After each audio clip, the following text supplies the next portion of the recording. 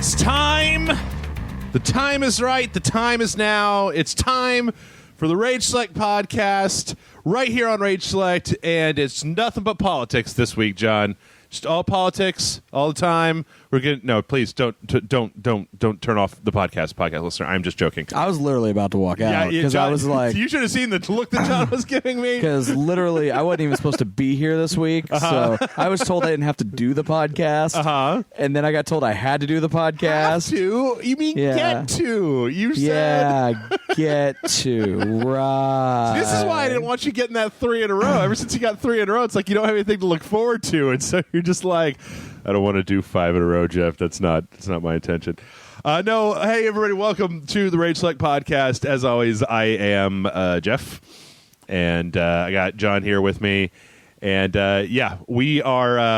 I think everybody in the world right now has a lot of feelings about the United States presidential election, but I've been very kind of firm in the idea that Rage Select could at least be like one place where you can just go, we can talk about video games and not other stuff. Yeah. Not that other stuff isn't important, but sometimes you need to take an hour and just listen to a podcast where we talk about video games and poop and dicks and stuff like that. Yeah. So not at the same time, though. Never both at the same time. So, yeah.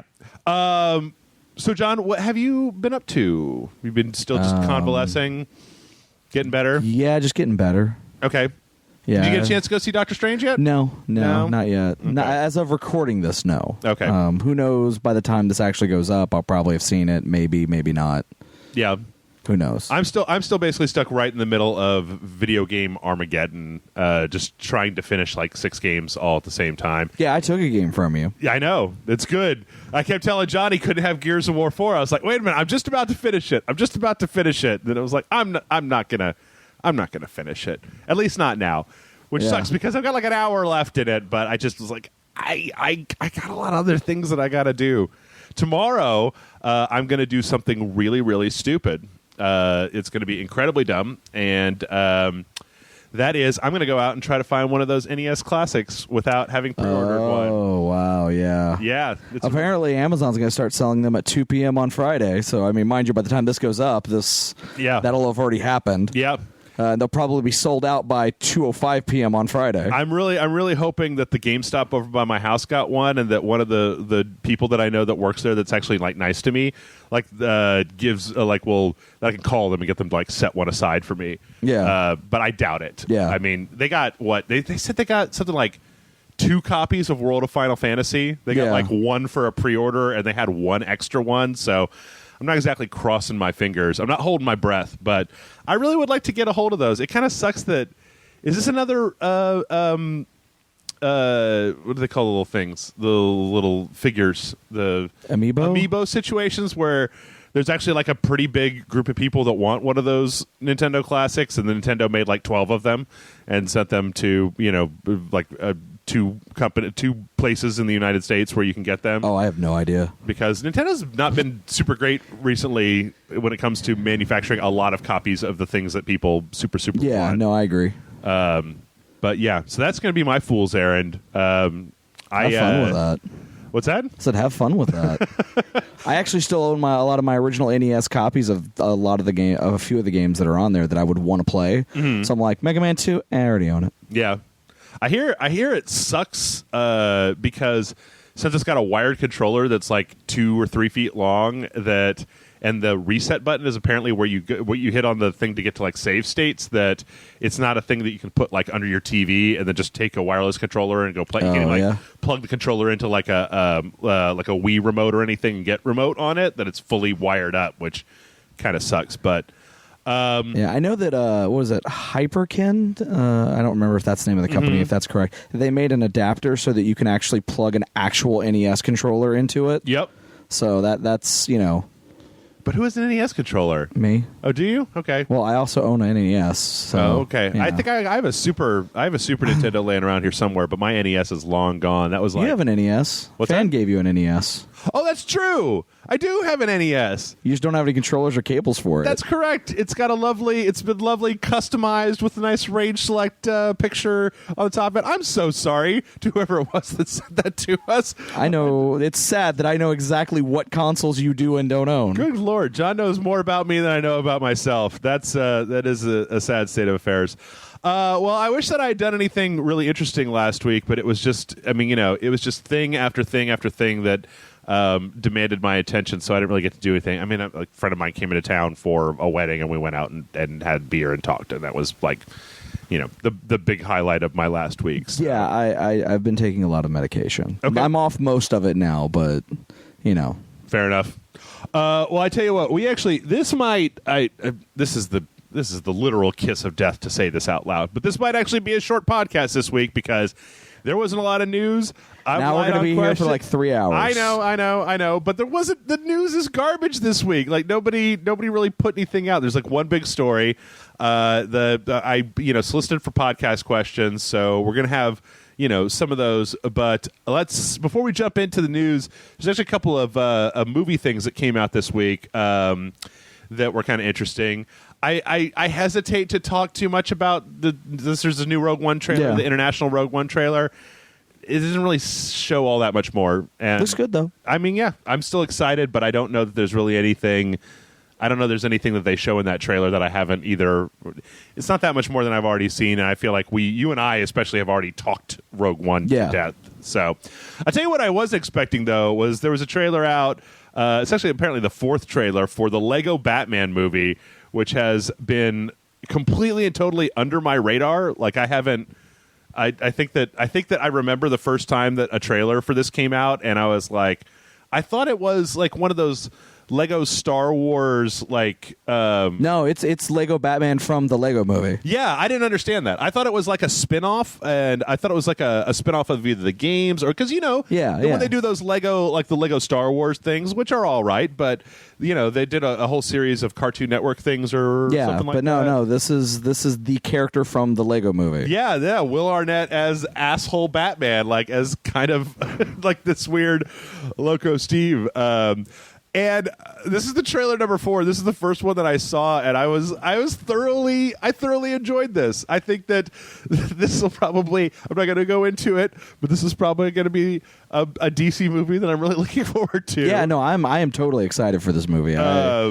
It looks really goofy. I mean, like it looks like Michael Cera playing Robin. Yeah, and Rosario Dawson playing Barbara Gordon. Yeah. Is this supposed to be like one of the Robins? Is this supposed to be, or is this just it's the Robin for this version of? I think he's Dick Grayson. Is it Dick Grayson? Because he's a real like kind of weirdo. I don't know. It's not like Batman actually acts like Batman in this. Well, that's true as well. And is Ray Fiennes playing the Joker? He might be. Yeah. Somebody.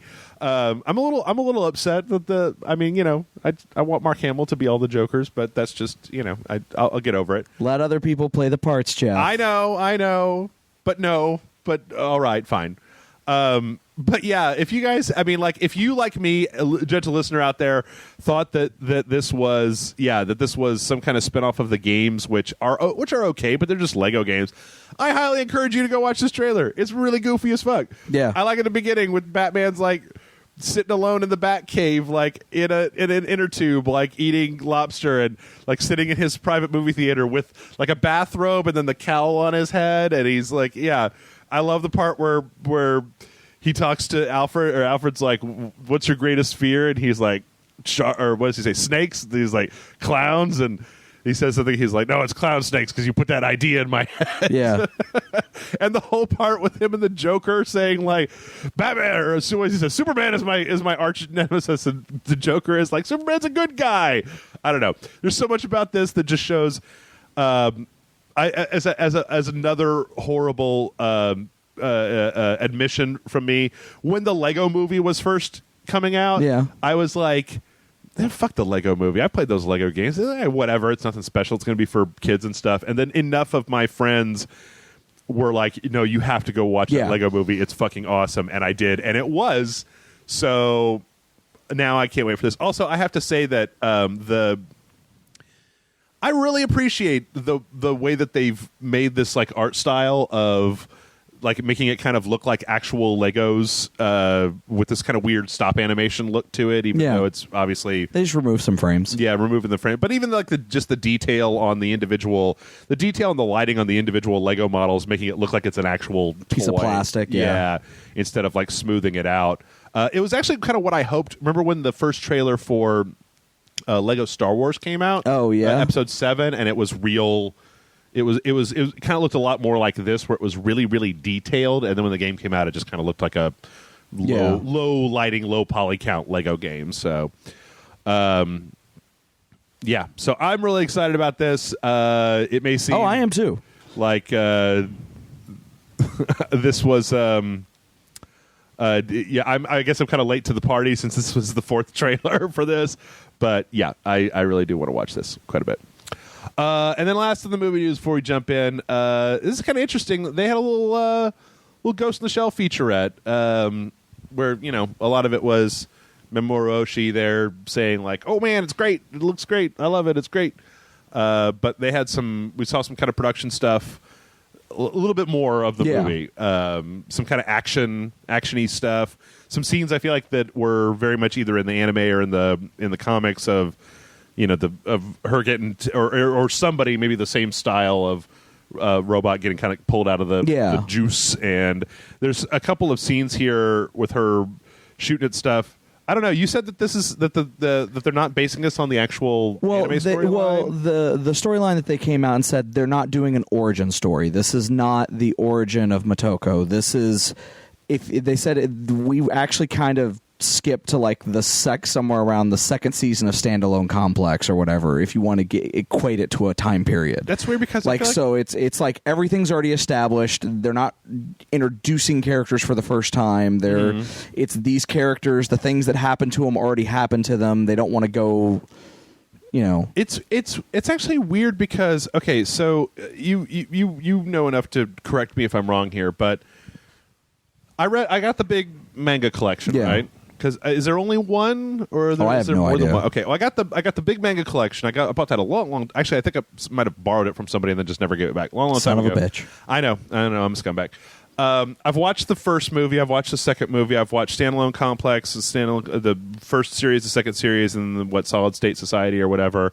I haven't watched Arise. Yeah, the trilogy, the Arise trilogy. I think there were 4 of. Oh, there's 4. I think there were 4. I only thought there was 3. But outside of, because I really enjoyed Standalone Complex, but none of those things that I just listed off, including the manga, I feel like ever went into Motoko's origin story. Yeah. Like, they talk a lot about her, and in the second series of Standalone Complex, there's, like, references to her past that flesh it out a little bit more, but I never feel like there was here's where she came from. Here's where the Major started and, how she got into this whole thing. So, yeah, I don't know. But yeah, I just remember them talking about that in an interview that they're not doing the beginning of the story from the manga. They're doing like later on, like after stuff has been established. And that's interesting because there's a part during here where they show Scarlett Johansson on the on kind of like a green screen in what looks almost like the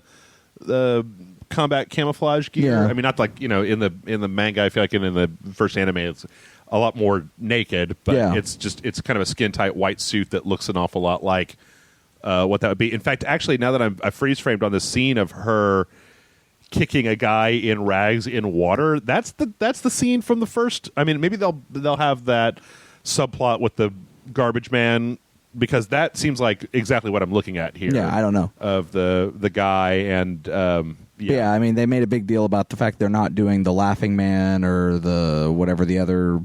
I need to go back and watch Standalone Complex again. That was great. That was a great anime series.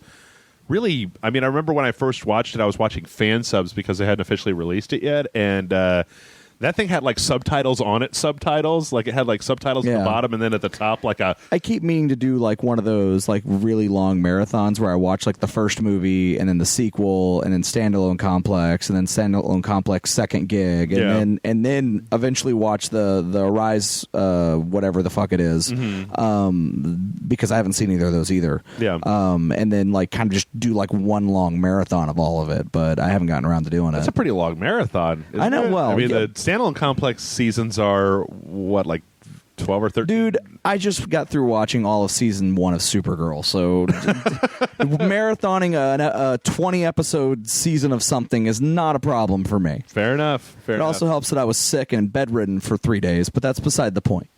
I wish I could be bedridden for 3 days. I do not recommend it. You lucky son of a bitch. I do not recommend it. No? No. No, not fun? No. You didn't have... Coughing so much that you're practically throwing up anything you eaten and not being able to eat anything larger than a slice of bread for 3 days? Yeah. Not fun. Okay. I don't know. It sounds fun to me. Sounds like Friday night to me, but, you know, hey, that's just what it is. So, yeah, with that out of the way, let's go ahead and jump into the news. And as I said before, there is really only one big story this week. N7! It was N7 Day. It happened like, what was it, like 2 days after we recorded last week? Yeah, it was Tuesday. And we got ourselves a new Mass Effect Andromeda trailer. I have a question before we start talking about the contents of this trailer, John. Okay, what's the question? The question is, are you excited for Mass Effect Andromeda?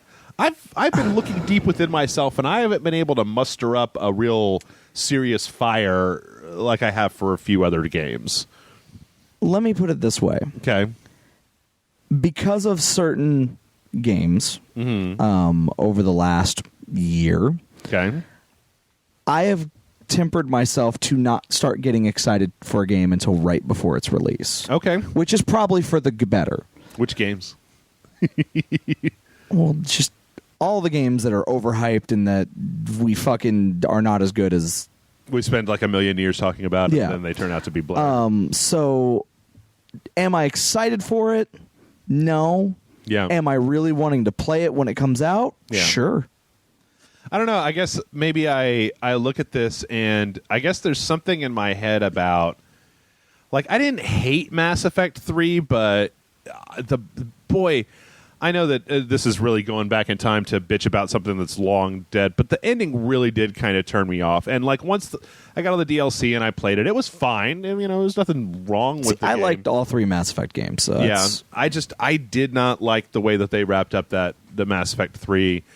It really left a sour taste in my mouth. And like I said, it got better, especially with the big house party DLC. Yeah. It was kind of like a nice send off, which you didn't really get in the game. Yeah. You just kind of jumped into the end of it. But that, and then I you know, as much as I recognize it as being a decently crafted game, Dragon Age Inquisition just didn't do a whole lot for me. Like, I feel like the world was interesting, but that the gameplay was kind of dull. Like, I played it through once, and I've never had the desire to go back and play it through a second time. Well, I mean, I'll even go on and say that when it comes to Dragon Age or Mass Effect has always been way more interesting. Like, I couldn't give 2 shits about the first Dragon Age game. Like, I just fucking did not care. Like, people were like, oh my god, it's the greatest, you know, RPG, Western RPG game ever made. Back when it originally came out, and I'm like, I don't know, I don't like it. Yeah. I loved Dragon Age 2, but felt that it had a lot of problems. Like, Yeah. I actually really liked it, but I felt like there were a lot of problems with it. Like, Yeah. And then I actually never played 3.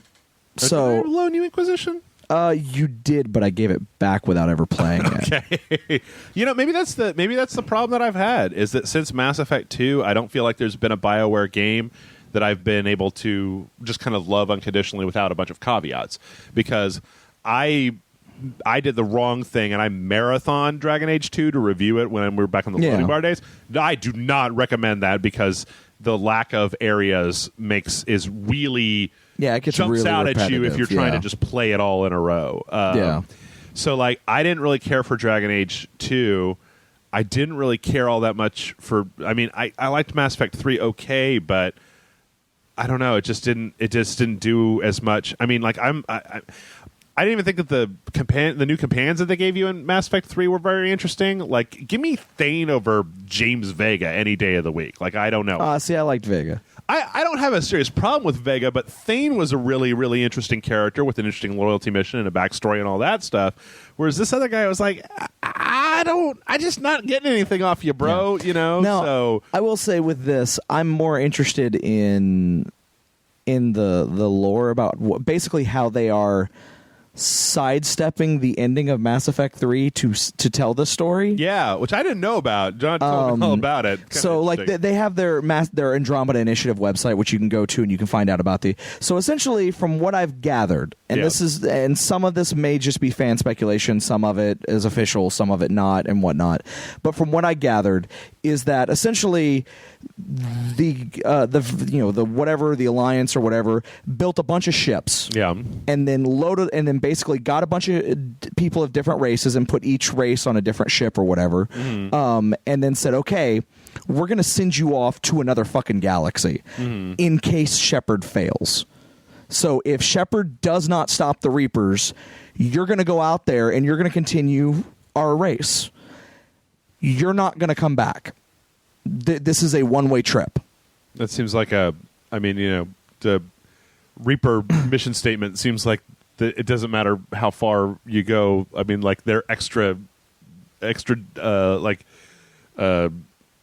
I don't know. I don't feel like that's a good plan personally. But hey, you know what? Yeah. It's a good framing. It's a good narrative. Okay. So apparently, they put all these people in cryostasis or whatever and then shipped them out. And even the trailer even says at the beginning, like, it's been hundreds of years. Yeah. Like, apparently it's like 300, maybe 600 years after the events of Mass Effect 3. Mm-hmm.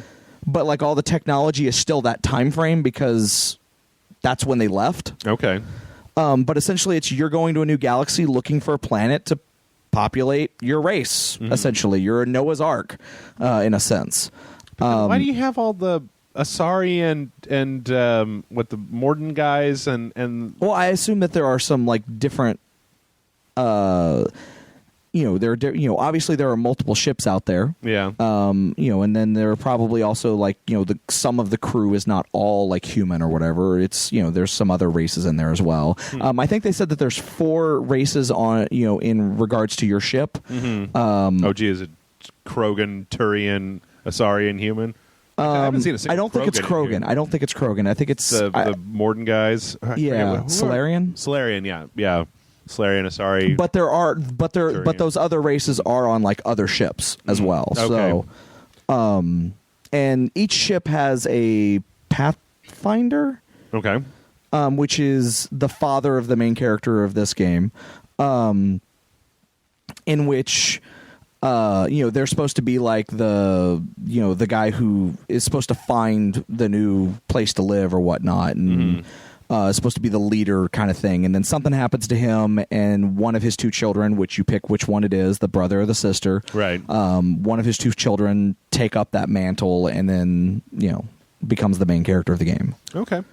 Well, what do you think about this trailer? I mean, it looks good. Like I said, it doesn't really say a whole lot. It looks an awful lot like, Frostbite engine Mass Effect. Yeah, I mean, it looks good. I mean, there's action, there's stuff going on. I like what I'm seeing. So, I mean, if they're not really showing the bad guys, which I kind of dig. Yeah, like they're there, but they're not showing them like full body shots. They're kind of like it's from behind or from above, neck down, or and I'm actually totally okay with that. But yeah, my big thing is like I'm not going to get excited until we get closer to our release date. You know what I feel like? I feel like I need to see a few like because this is the second like cinematic trailer, right? Yeah.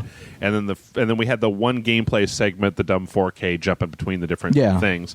But I feel like I want to see like a vertical slice of some conversation options, some combat, some exploring the environment. Like I want to see a little slice of gameplay because this trailer looks good. I mean, we got our whoever our main characters are, whatever their name is, Griffin or whatever whatever thing BioWare chooses to make them. I think their last name is Ryder. Okay, that would be something along those lines. There's a lot of shots here of wandering around, looking at stuff, walking around, looking at stuff. But this trailer looks good. It looks very Mass Effect-y, as with all the. This is EA, right? This is all the EA stuff. Using Frostbite. I mean, it looks solid. Yeah. But you could make a game look good these days. I mean, the art direction is solid. The art direction looks like it's good. It looks all Mass Effect-y, but I really want to see more. Before I get excited, I really want to see more like actual somebody playing this game for realsies. So hopefully they'll show some of that soon. I don't know if this is an interesting question, John, but I don't know if it's just a third person, like a medium grade third person action game with social elements to it. And then you go between different areas, and it's got the Dragon Age Inquisition style, like larger areas with a bunch of collectibles and little subquests and stuff in it. I mean, I don't know. Does that hold up at this point? Like just another Mass Effect game that just happens to look better, but the mechanics are really similar to what we've seen before. I don't know. It might feel a little stale. Like it would be almost like if they put out a new Dead Space and it was just more shooting necro. Maybe that's my just jaded ass. I've played a whole bunch of video games talking, because Gears of War 4, was just a lot more Gears of War. I feel like they did a few things to spice that up, and it was good. But I'm just not seeing anything here that, I mean, like, I know that when that 4K trailer came out, people were making a big deal about the fact that they were jumping. And it was like, fucking what? Jumping? There's been jumping in tons of video games. Just about every video game has some form of jumping in it. Yeah. Like, this isn't revolutionary. This is just the fact that it's never been in a Mass Effect been game. in a Mass Effect game. Yeah, I understand that, but part of me is just kind of like, I don't know. Show me more. Show me more, EA. Show me more, BioWare. I'm also just still real iffy about the whole kind of like the Doctor's exodus from BioWare. Oh, yeah. And that whole thing, so... there's another thing. Speaking of Mass Effect, there's another thing that I read this week that said that they're going to be loyalty missions. They're going to be bringing back loyalty missions in Andromeda, and they're going to be optional, but they're going to be there. Which, again, that's a good step in the right direction as far as I'm concerned, because I like loyalty missions. I feel like they give you an opportunity to tell a more personal story. They get you, get you to know the character, and I love loyalty missions. Yep. And the other thing that was announced on N7 Day, which has already happened, was that both Mass Effect 2 and 3 were made backwards compatible on Xbox One. Oh yeah, I've stopped really singling those things out. I mean, like what they put Skate 3 out this week on. Yeah, Xbox well One. today, they put Skate 3 out, which is like weird because why. There's been this weird kind of upsurgence within the last couple of months about people like petitioning EA to make Skate 4. And so they went, well, it's the most requested. It's one of the most requested games to be backwards compatible. So here's Skate 3. There you go. When's Skate 4 coming? We're not working on it. All right. I haven't. I know I've asked you this a few times, but I just want to reiterate. Do they look any better than they did on the Xbox 360? Not really. I mean, they play the same. I mean, do they need to? It'd be nice. I mean, I don't know. I mean, what do you? It's not like they're doing anything to up-res them. They're just making them playable. I guess I've just they keep announcing these things, and most of the ones that they've announced, it's like I already own those games either on a previous console or on my PC. Well, and then you can play them on your Xbox One. Yeah. If you already own them on your Xbox 360, then you can now play them on your Xbox One without having to pay for them again. I don't know. I do so much console switching in my house that, I mean, I guess I'm not a normal person. If you have your Xbox One plugged in and you don't want to, either your Xbox 360 died or you don't want to plug it back in, that must be fairly convenient. But it's like if I want to play a game from that era, I still have both of my PS3 and my Xbox 360 that I could just... Yeah, but I don't, I have my PS3. I don't have my Xbox 360 because it died. But it's like I don't want to go unplug stuff and plug that in my home entertainment center. I want to just play the game. Yeah. So if I can just take the disc and put it in my Xbox One and it installs to the hard drive, and suddenly I can play Red Dead Redemption without having to go dig out another console, then great. Yeah.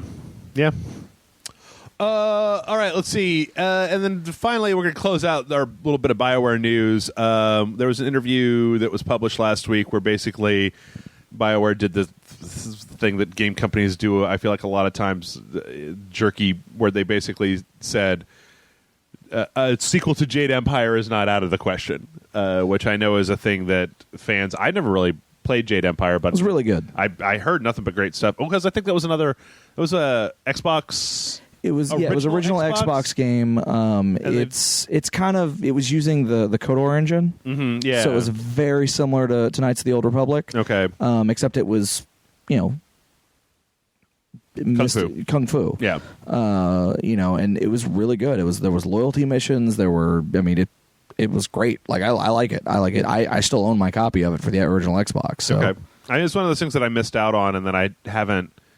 I feel like a game like that I would like to play. I feel like I've started it a few times and then realized how long it is and been like, I can't put 1 billion hours into doing this right this second.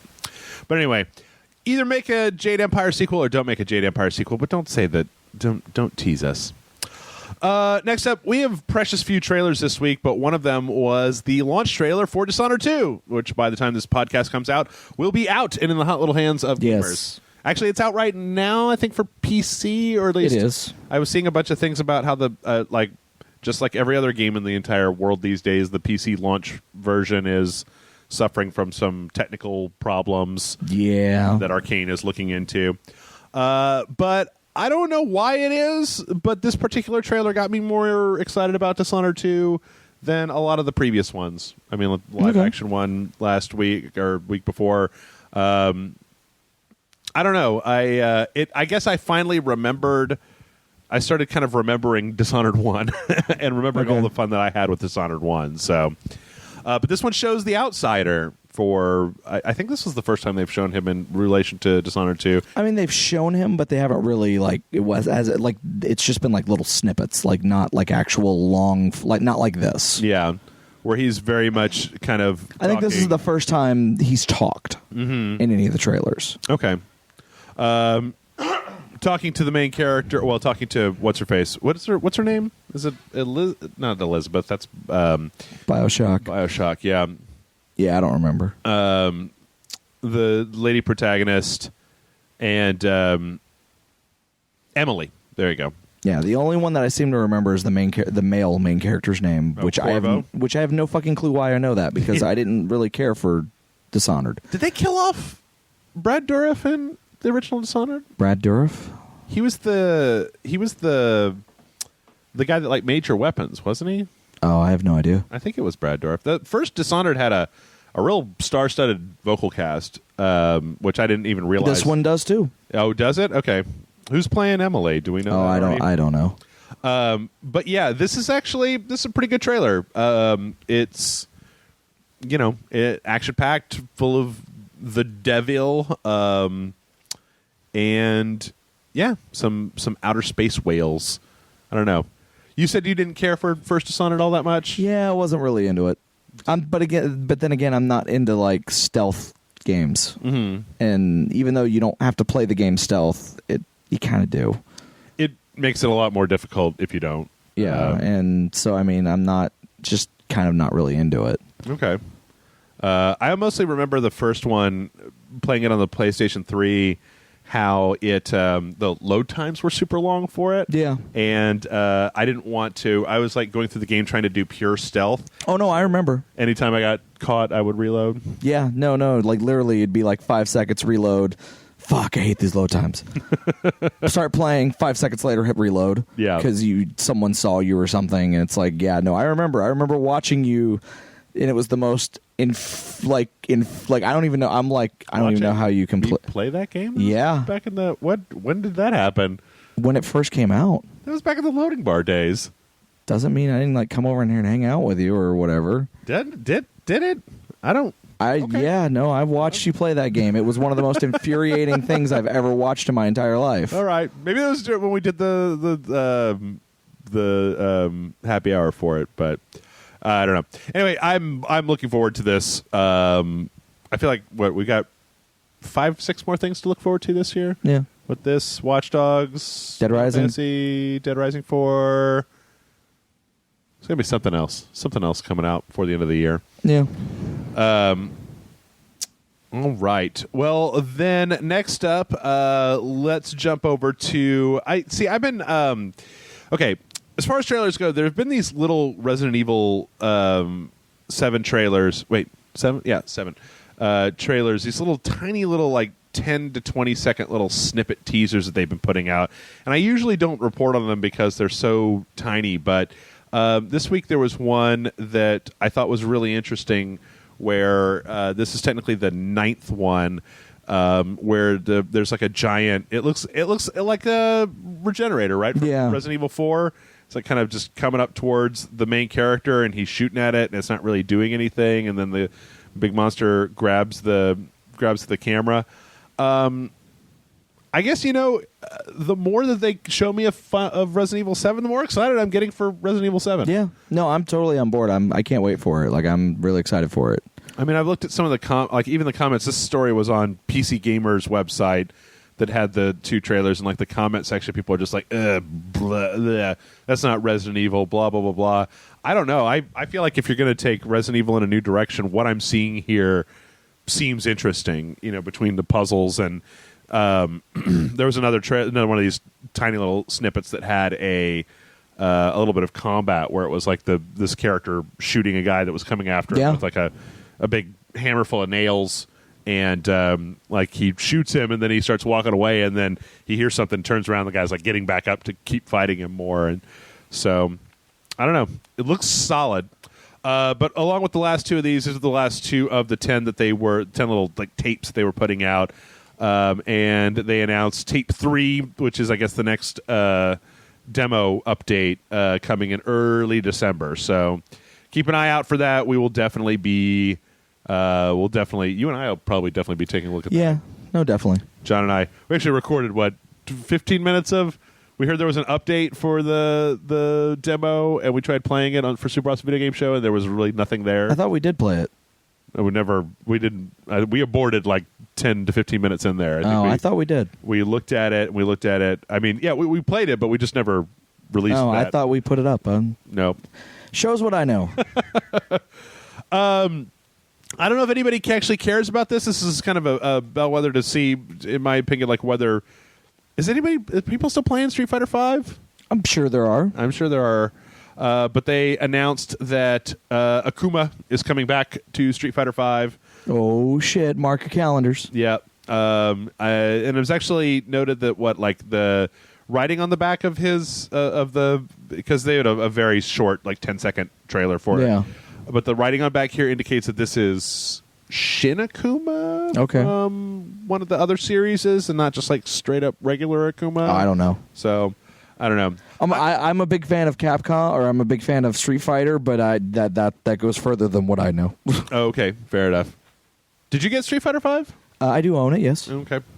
Did you ever play through the story mode? Yes. Okay. Well, let's get on to a little bit of console news. Microsoft had a 6-minute video where they were talking about their holiday update, which they're rolling out, which I think we've already talked about a lot of these things. I find I can't tell whether anybody actually wants to hear about stuff like this. So I don't know. Maybe tell me in the comments if you don't want to hear about this stuff anymore. But they've added the groups, so you can make your own Rage Select group and put people in it. They've added the looking for group function, which basically lets you set a series of tags about... Like, you can go in and you can set a series of tags, like what you're looking for. Like, okay, so I want to play Horde mode, and I'm looking for 2 people. I want to play on hard. I want to play up to level 50. Go. And then once you get a certain number of people that have said, I'm interested in that, then you can apparently wrap that all up into a party, launch the game, and go for it. I found it was kind of interesting in the way that they basically were able to, in the looking for group section, that they were able to customize with a bunch of tags that they have, with stuff like no swearing or no trash talk, kind of thing. Kind kind of makes me wonder if people are going to abuse the shit out of that just because, it's Xbox Live.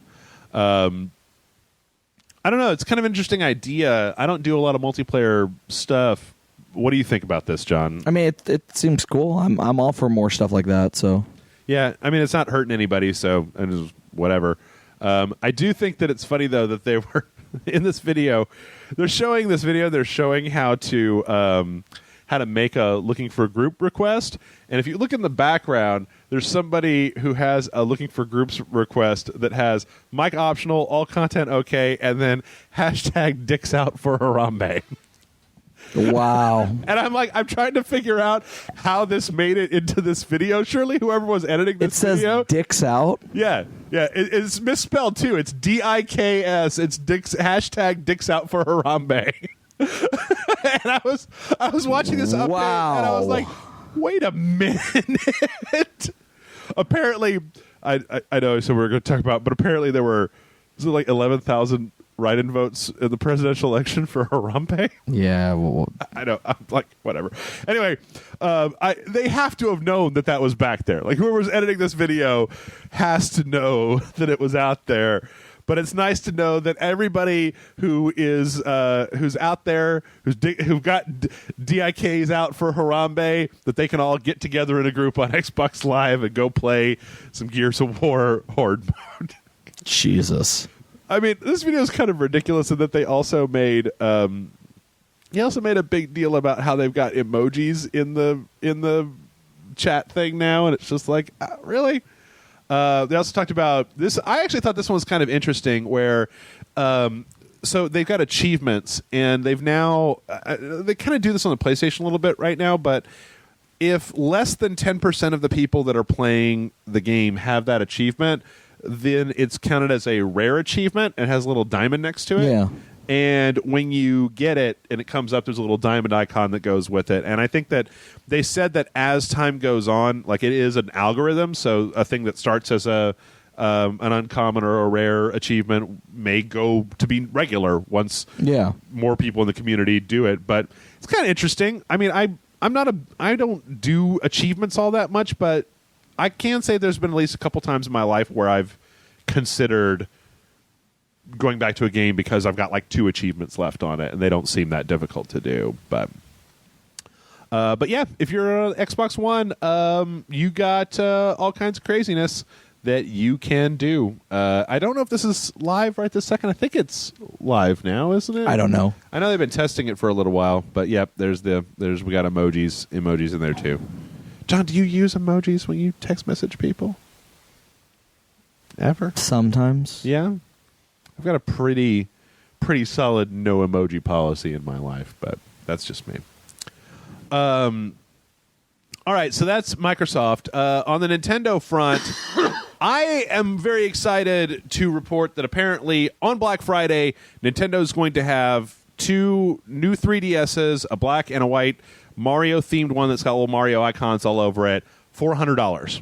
Yeah. No, that's actually pretty big. Yeah, it has been no secret over the time that we've been doing this podcast that I fucking love my new 3DS. Like, the 3D works on it, and that is amazing. And I think that a lot of times Nintendo doesn't get enough credit for, even though the first 3DS was rocky, the new 3DS really did follow through on their vision of having this portable 3D gaming device. And now, just out of curiosity, are these also XLs like the other one, or are these just regular sized? The thing is that I think that the new 3DS only comes in the size that the XL that I have it. Yeah. Okay. I don't know if they.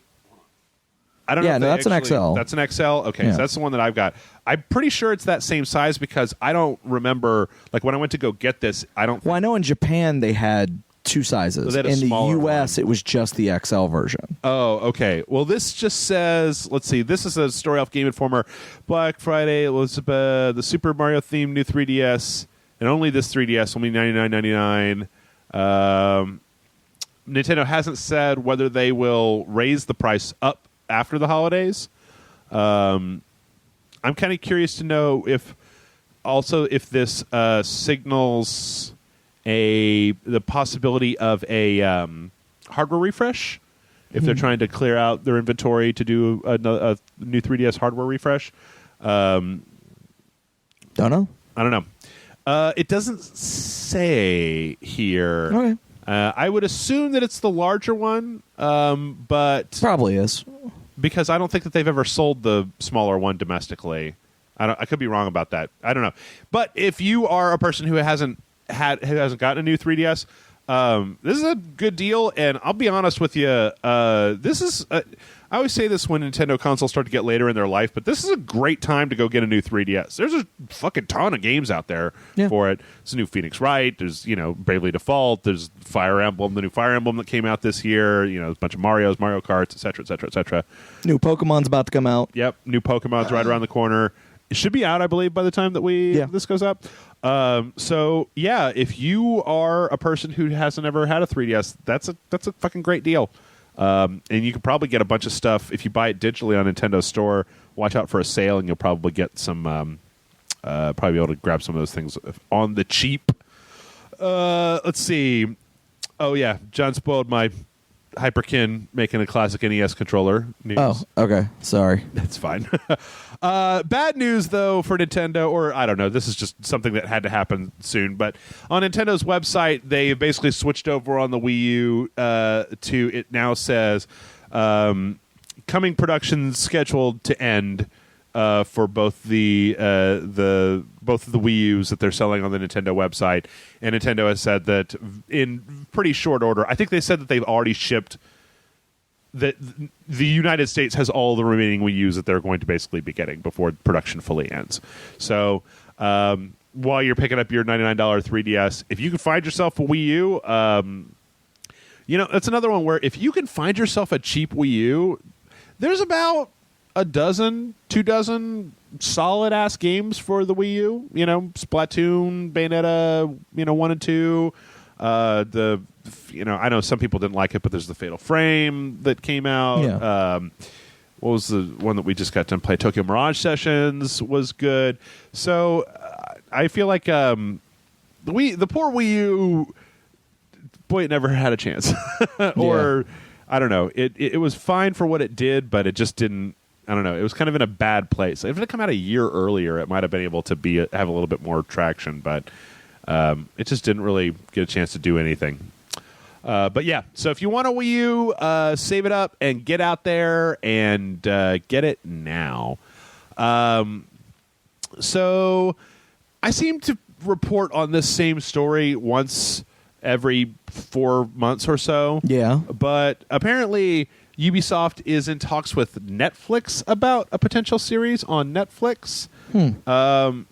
There's some interesting speculation that because Assassin's Creed is going to be a film franchise, that they might be thinking about like Far Cry or Splinter Cell or one of their other big titles for Netflix, which might be interesting, but I feel like I've been reading the same story for just over and over again what is The Division? Do you think The Division has legs enough to be a Netflix series? I mean, it might. I'm sure there's enough New York back alleys where you can junk up this holiday season and film a bunch of snow in. Yeah. I don't know, if you were gonna pick one franchise to go to be a Netflix series, what would you think? From Ubisoft. Yeah. Just Dance. Just Dance. I think it has the potential Trials Fusion. Yeah, Trials Fusion, yeah. Blood Dragon. Oh, yeah, Far Cry Blood Dragon. Dude, Far Cry Blood Dragon would make an excellent TV series. I don't know what you're talking about. Or I don't know if that was sarcasm or if that's just... Trials of the Blood Dragon. Trials of the Blood Dragon. Oh, man. So, yeah, I don't know. We'll have to wait and see if any of that happens. I don't know. I get the feeling that Assassin's Creed... I don't think they would do that. I know that they did a Skylanders animated thing that came out on Netflix, but I'd love to see a Rayman animated thing. Yeah, that'd be nice. I don't know. I feel like every year we're right on the cusp of actually getting the inevitable explosion of good video game properties out there in the movie theaters or on television, and every year I get let down. So. What are you going to do? You aren't excited for the new Assassin's Creed movie? I have Michael Fassbender, come on. Okay, I have a very similar issue with Ubisoft, kind of like what we were talking about with Mass Effect and EA and them. I have not forgotten that Ubisoft has fucked me a number of times with a number of different games, and I am now cautious about whether my pants are up or whether my pants are down. I'm not pants down for Harambe, John. No dicks out for Harambe? Assassin's Creed movie? I don't know. It could be okay. I don't like the fact that they're plugging him into that big arm and whipping him all around and putting knives on his arms. Whatever. It could be good, but it sets off a lot of warning bells about, okay, what is this movie about? Is it about Fasty Fast in the future, or is it about the assassin character in the past? I don't know. It's also possible that I may just be fully Assassin's Creed out. Assassin Creed. Okay. I'm sick of Assassin's Creed, I guess, is what I'm saying. At least a little bit. All right. So, I'm just trying to think of like a Far Cry Netflix series where it's just like Far Cry 3, and so you basically just have some middle-aged white preppy college student who then turns into a paramilitary murder commando using his magical tattoos to do craziness, and then he has sex with a lady and then she stabs him. As long as it's not directed by U-Ball, who is retired, but, you know. Did he retire? Yeah, he actually announced his retirement. When would that happen? Earlier this month. Okay. Hooray, I didn't even know. Yeah. Good job. Because for those who remember, the Far Cry movie was directed by U-Ball. Oh, yeah. Yeah, no, he's done a lot of damage to the credibility for video game movies. Not just Far Cry, but Alone in the Dark, Dungeon Siege, Blood Rain, Postal. Is that it? Was there another one that he got his hands on? There's a lot. Because there was 3 Blood Rain movies? And, yeah. There was In the Name of the King. Yeah, Dungeon Siege. There was 2 of those. Yeah, I think there was a second one. Have you ever seen that movie? Dungeon Siege in the Name of the King? Fun fact. Okay. So I used to have Blockbuster. Okay. Their mail thing. Mm-hmm. Because I had a friend who worked there, and he gave me a free account. Okay. And I could get 4 movies at a time. I ordered it as a joke, and then their service ended. Mm. I never sent any of the DVDs I owned back because the service ended. Oh, wow. And they never asked for them back. So you own. So somewhere in my house, no idea where, somewhere in my house is a copy of In the Name of the King, A Dungeon Siege Tale, starring Jason Statham. And fucking Burt Reynolds. He's in there, right? I don't remember. It's like he had that. No, it's who is it? Ray Liotta? Ray Liotta? No, is that? Or am I getting my No, that might be. Let's see. Let's pop it up here. Lily Sobieski, John Rhys Davies, Ron Perlman, Claire Forlani, Ray Liotta, yeah, Matthew Lillard, Christina Loken, and Ray Liotta and Burt Reynolds. Okay. Both of them. See, I never actually watched the DVD. It's the one of the 4 DVDs that I got from Blockbuster that I never actually watched. You've not watched it? No. Oh, it's amazing. It's amazing how bad it is. It's so bad. It's awe-inspiring. Yeah, I'm trying to think of what the other 3 movies were. The other 3 movies were Brick, Paprika, and I can't remember what the 4th one was. Well, those are good movies. Yeah, no, I love those. I'm totally happy that I still got those. Yeah, like I just, gentle listener, if you didn't see this happen, again, allow me to just tell you, Jason Statham plays the lead character in Dungeon. Farmer. Yes, the who farmer. is a farmer. Yes. Named Farmer. Yes. And then you have, again, just stick with me, Lily Sobieski, John Rhys Davies, Ron Perlman, Claire Forlani, Christina Loken, and Matthew Lillard as the jaunty comic relief, fighting against the darkness of, I'm pretty sure, Ray Liotta. No, I think Ray Liotta's the bad guy, yeah. And I think Burt Reynolds is like the king that Ray Liotta kills and overthrows. Yeah. And then Jason Statham has to come out of farm retirement to go lead that army of those people. Again, it is amazing. It's so terrible. It's like the most high budget, terrible movie I've ever seen. It makes that Dungeons and Dragons movie look like a good movie. I actually like that Dungeons and Dragons movie. Okay. I recognize it's a terrible movie, but Oh my god, it's so amazing. I want to go watch it right now. I will go find my copy of it. You for should. you. You should. It's amazing. Everybody at home should watch it. Is it on Netflix? Hold on. I gotta check. We got a couple minutes here. I'm gonna check and see if it's on Netflix.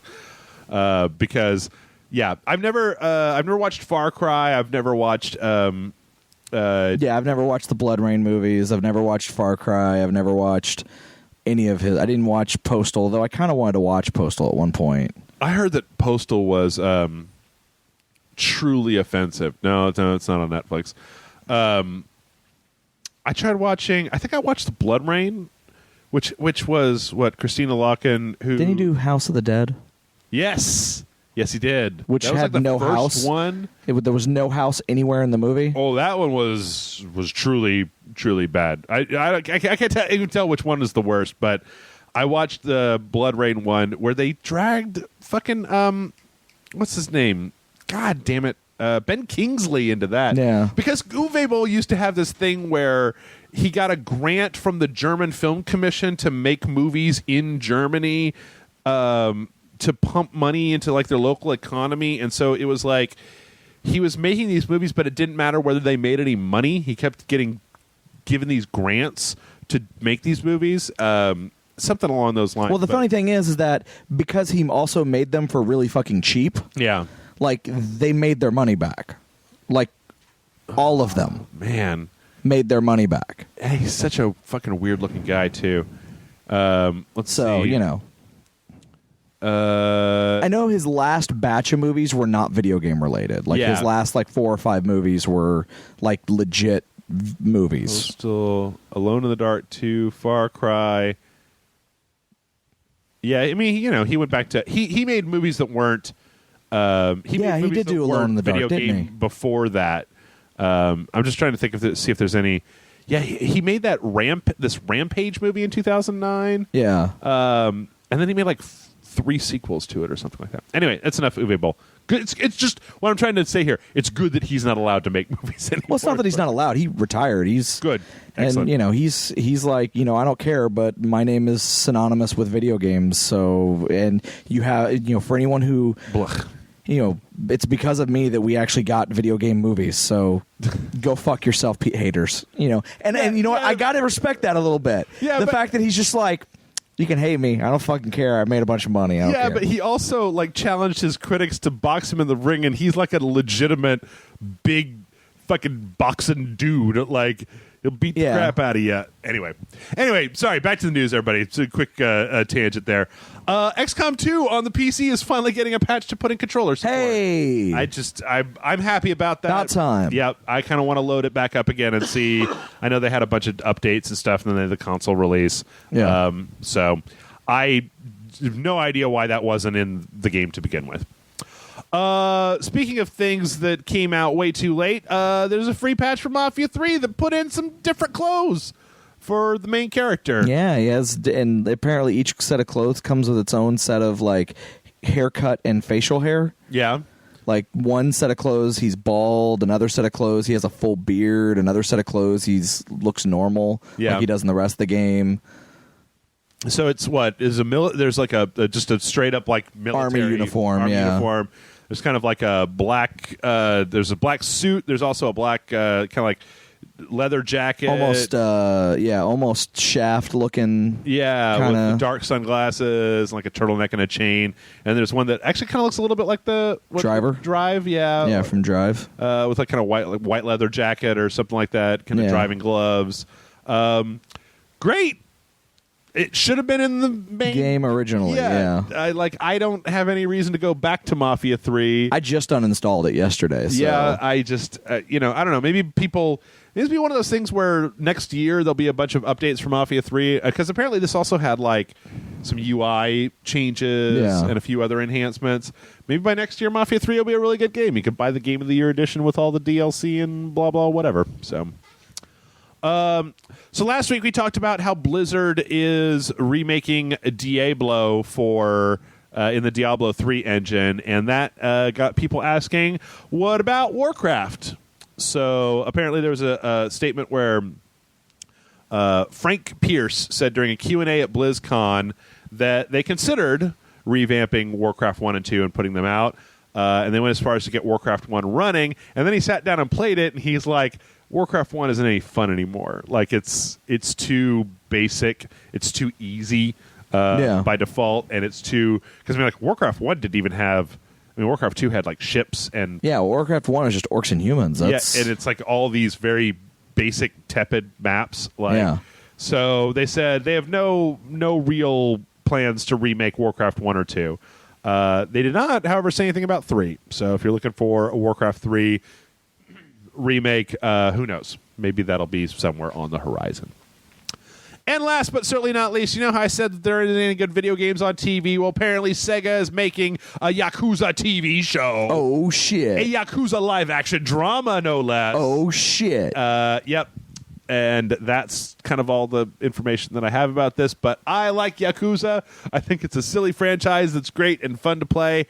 And so I would happily like to see some guy in a live-action television show pick up a bicycle and beat somebody to death. Pick up a motorcycle and beat someone to death with it. Yep. I'd like to see every part of those silly fight sequences in a Yakuza game. So it would be like a Stephen Chow TV series. Yes, absolutely. But yeah, they're making it. Details are sparse. November 19th and 20th at Sega FES 2016. They're supposed to have some more information, but hey, I make it. I'll watch it. Yeah, I'll watch it. Sounds great to me. And with that, we're done. That was the news that we had, and so we're gonna go ahead and we're gonna take a break. When we come back, we've got some questions to answer. I got thoughts on a few video games, and so we'll see you in just a minute. All right.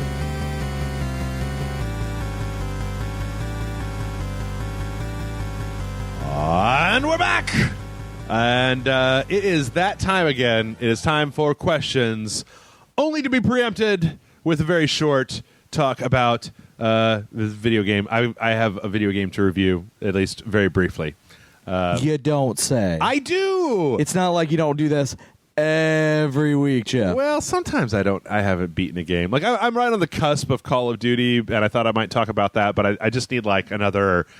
I need another like 5 or 6 hours with that game before I can really like render, because I need to sit down and try playing the multiplayer myself, like in a concerted way. But last week, the final episode of Hitman, episode 6, Hokkaido, came out. Yeah, that represents the end of season 1 of Hitman. So what was supposed to be the game, the full game. Yeah.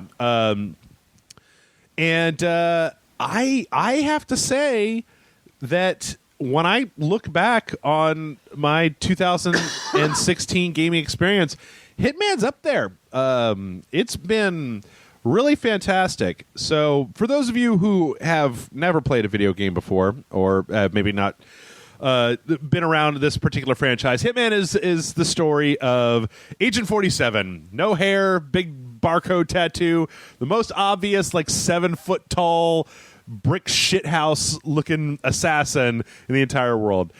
Even when he's in disguise, it's painfully obvious. If there's one thing about the Hitman franchise that I have to give consistent amounts of shit, John. I give the Assassin's Creed franchise shit all the time about how it's years and years and the assassins and they're running and they're in the background and nobody knows who they are, except they all wear the same goddamn hoods throughout the entirety of history, when what I would think would be making it very easy to spot them. The same is very true of Agent 47. In fact, in the last episode, you start the game and you check into this hospital, and they check him in under Agent 47's dumber than shit alias, Tobias Reaper.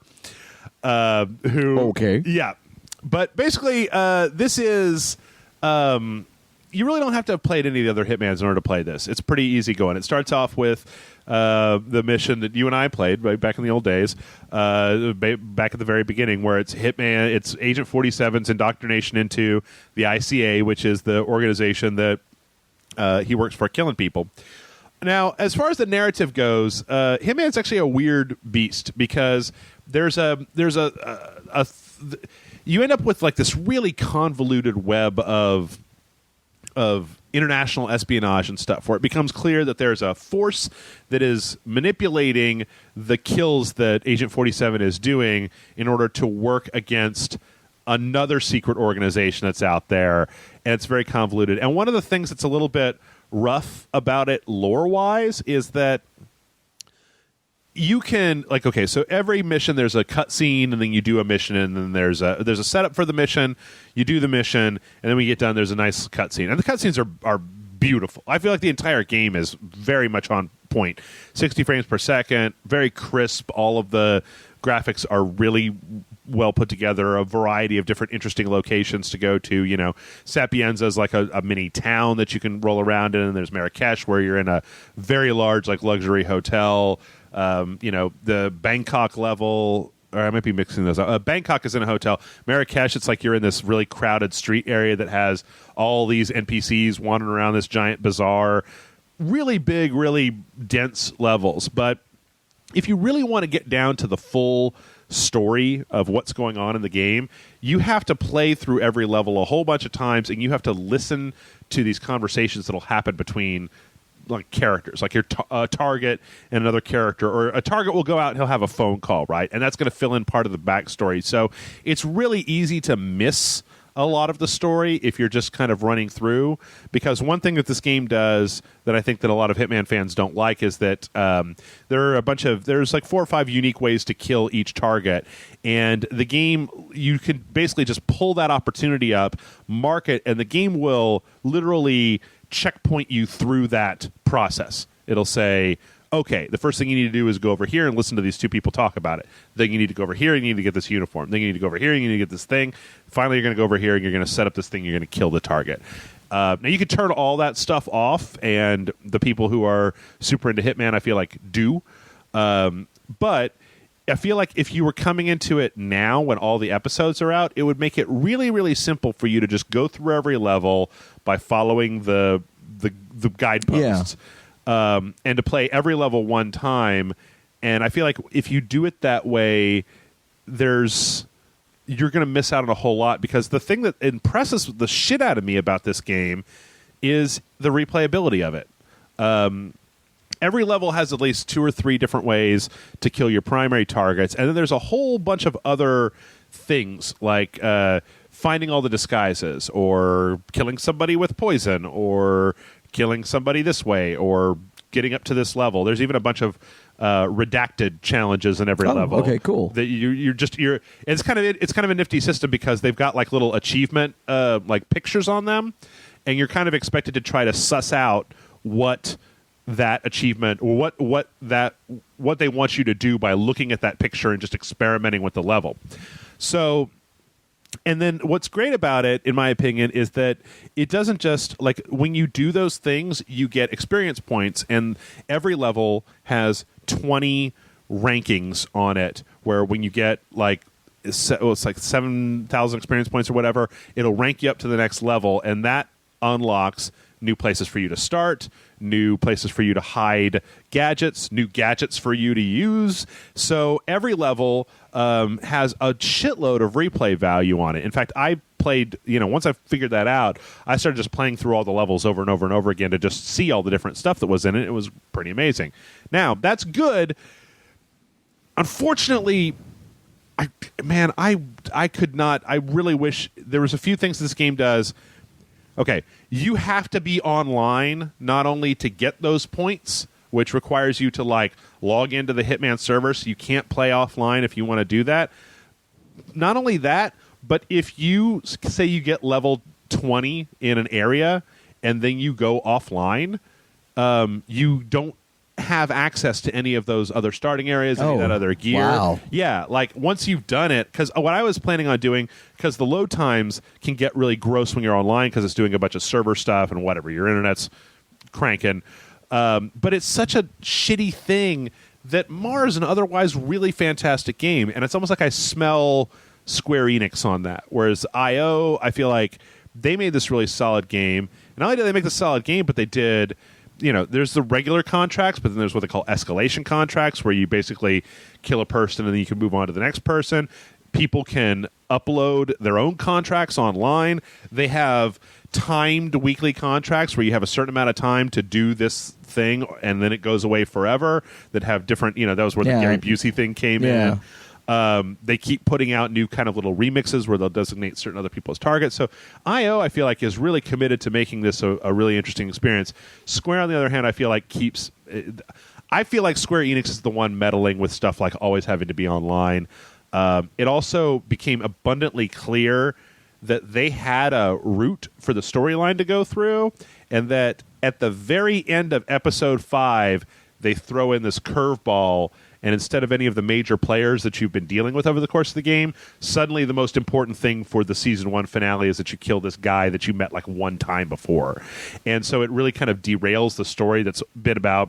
The story's been about the ICA and this other organization and this mystery figure called the Shadow Broker, Shadow Client, Shadow Broker, that's Mass Effect. All going together. And then suddenly at the end of episode 6, it's super important that you go kill this guy that was just kind of in the series but not really important to the series.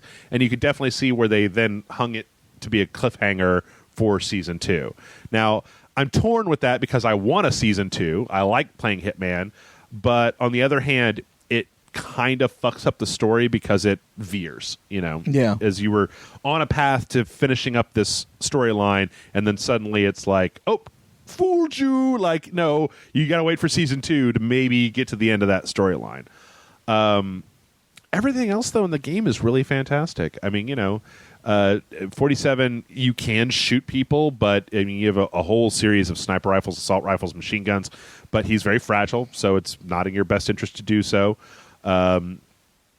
Anytime you kill somebody in a really fun way, there's a nice little cutscene that triggers, so you get to go, and the levels are really well put together. It's a diverse set of levels that are in a bunch of different places that each have their own set of challenges. So I really, really, really, really enjoyed it, and it sucks because there's like 3 or 4 things in there that would keep it from being, like if I was still giving out star ratings, for keeping it from being just like the best game I've played so far this year. Like even, I'd be willing to say that if they had cleaned up some of that shit and they'd made the story made a little bit more sense, I might put this above Dark Souls 3. Oh, wow. I mean, because I had so much fun, and it's so fun to be able to go in and play every level.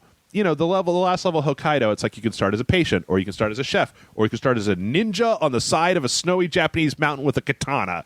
And it's like, great. I've got so many different things that I can do. There's an achievement in that Hokkaido level where you go into a guy's office and you put on a baseball uniform and you get out a baseball bat, and your job is to hit a certain number of people in the head with a baseball bat. You start out as a ninja with a katana, and down in the morgue on the last level, there's a yellow motorcycle uniform. There's an achievement called the Groom where you have to get the katana, put on the yellow motorcycle uniform, and kill a certain number of people with a katana. Like, it's just really creative and really Isn't it fun. like 88 people? Yeah, I think the name of the thing is Crazy Eights or something like that. I think you have to kill like 8 people.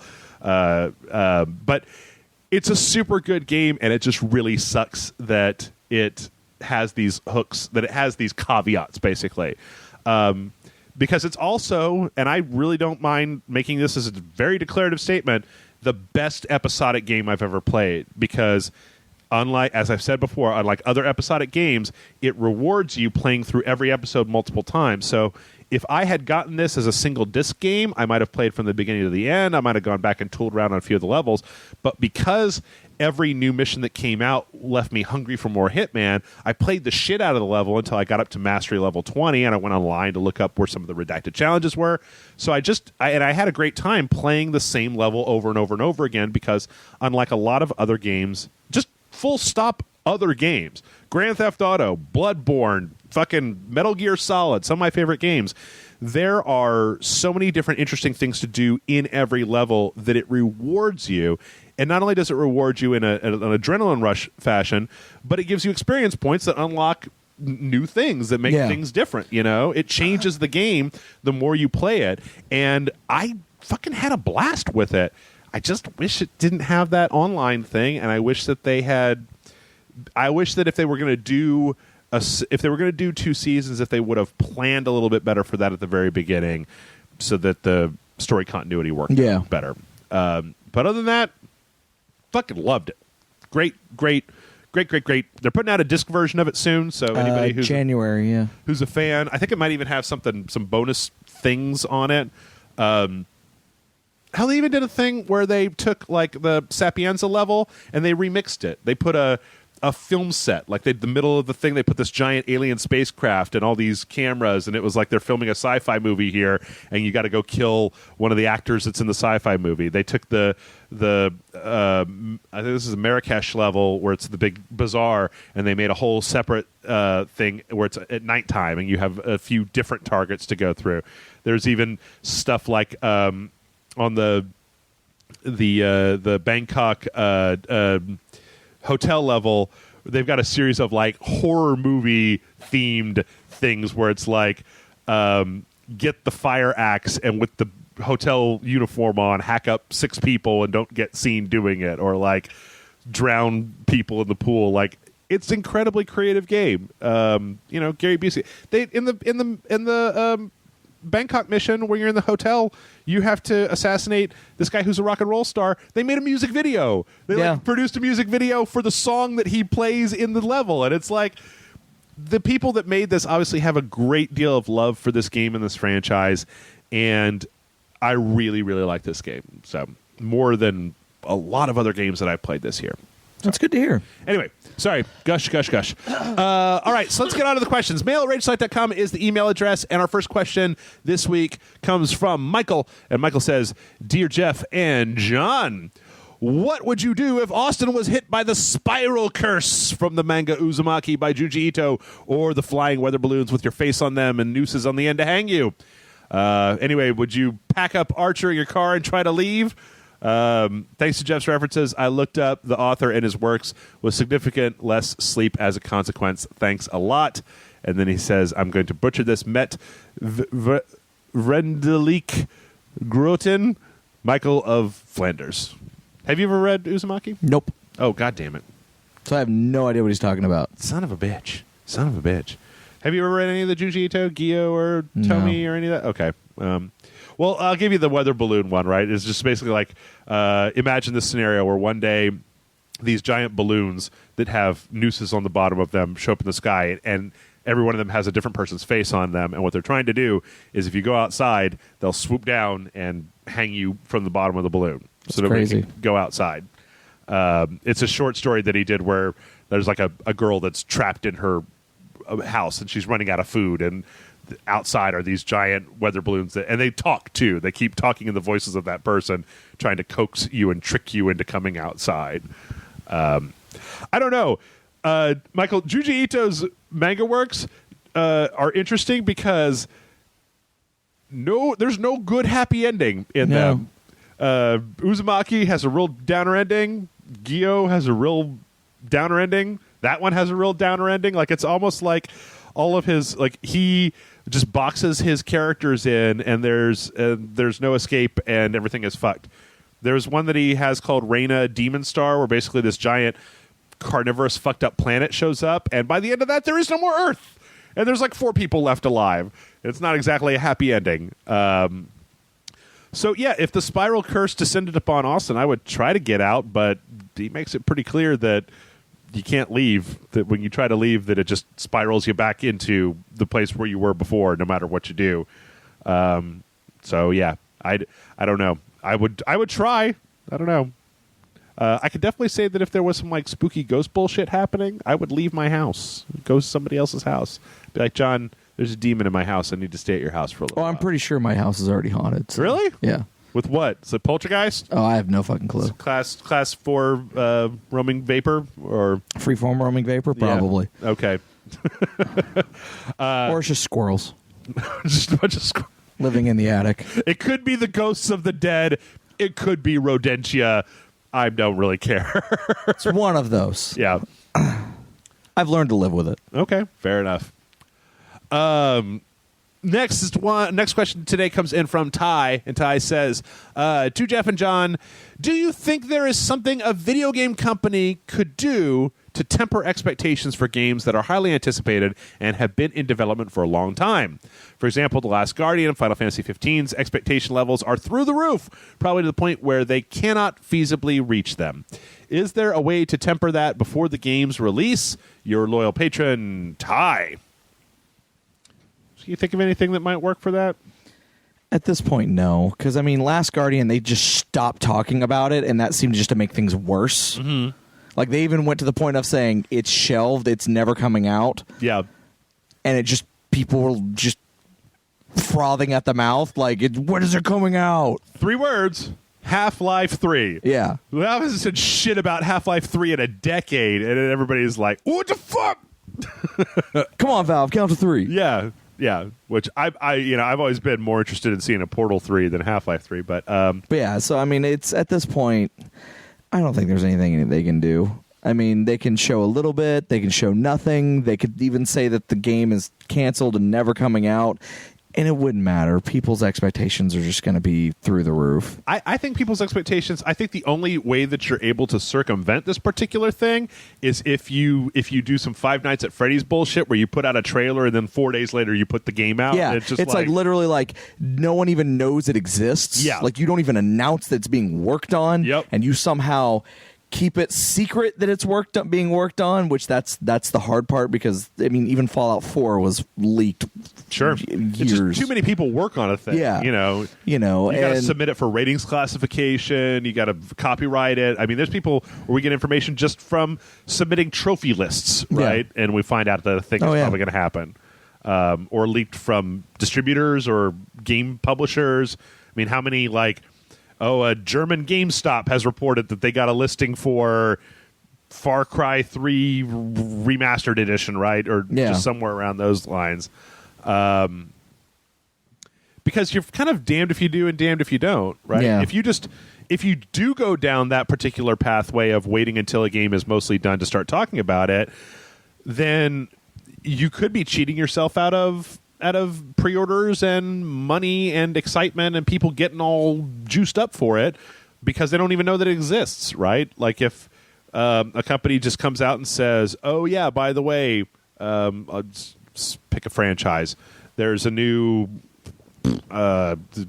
Manhunt game. We made a new Manhunt game and we announced it and it's coming out in November. Well, people have already got their, if they announce it now and it's coming out at the end of the month, people have got their month sorted. People have their game budgets put together. I mean, you have to do it with I would say about, for me, the sweet spot is about 6 months. Yeah. You come out E3, say, hey, by the way, it's coming out in December, which is what Dead Rising did, for example. Yeah. Dead Rising 4 said, hey, no one even fucking knew. Like it was like it got leaked a little bit beforehand. Yeah. But like they came out and said, oh, by the way, Dead Rising 4 also December.